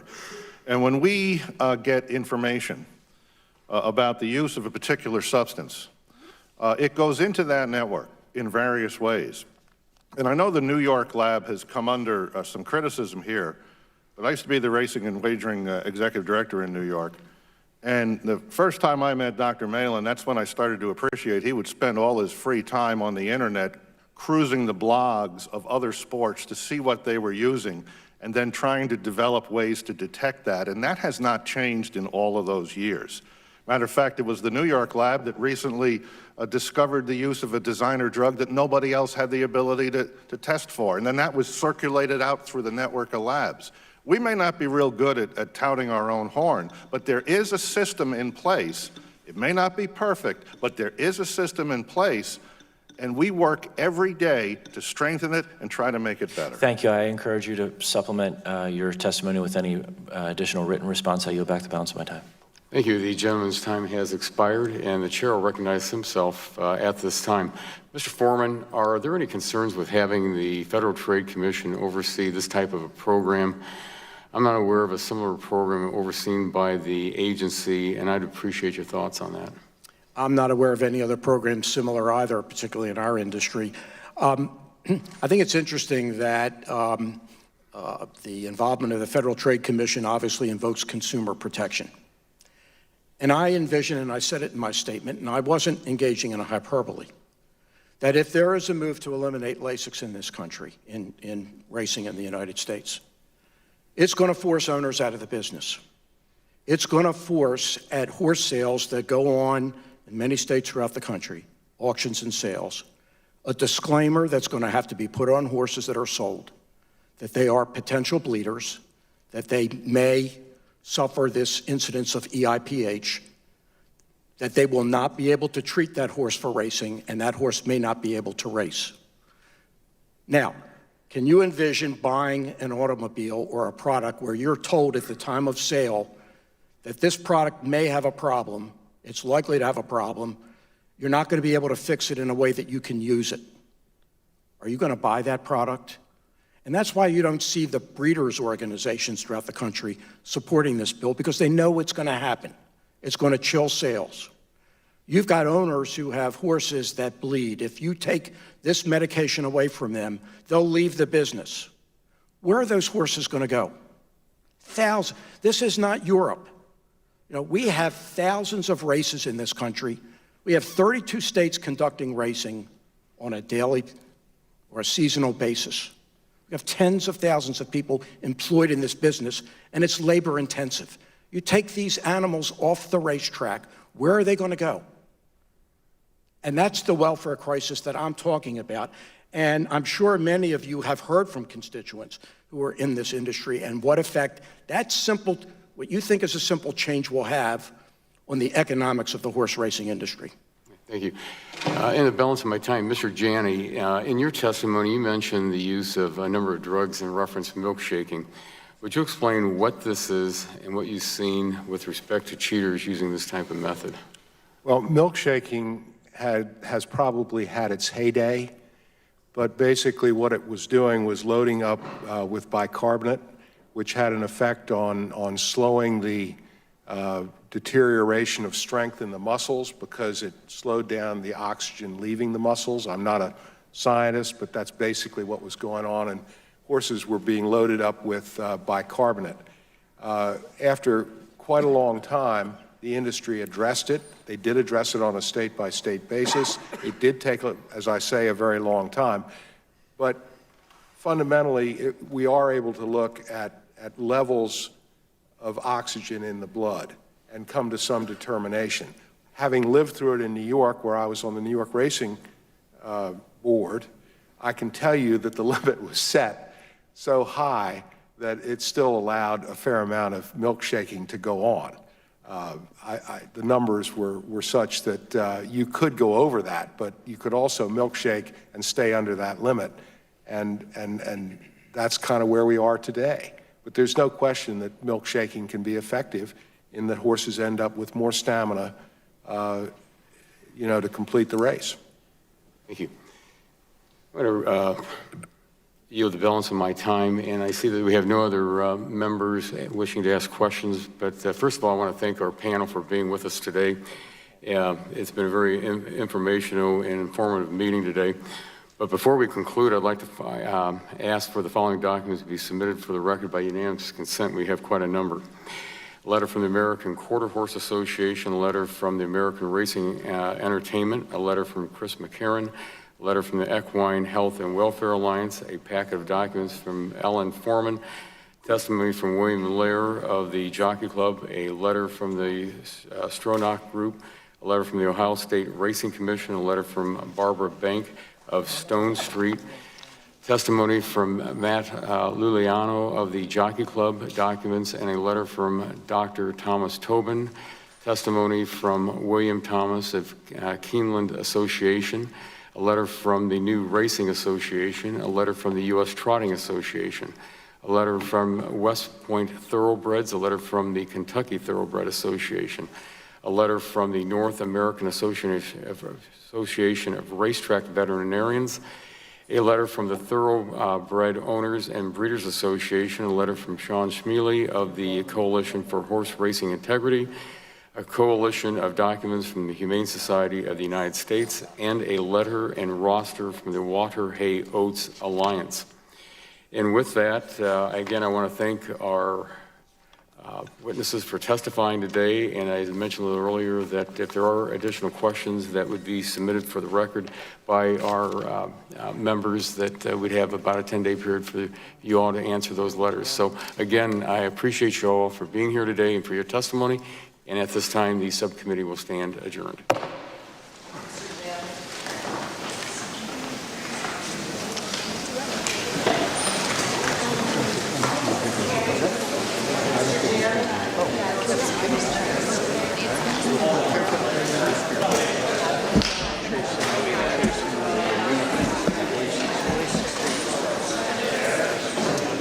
I blame our guests from South America.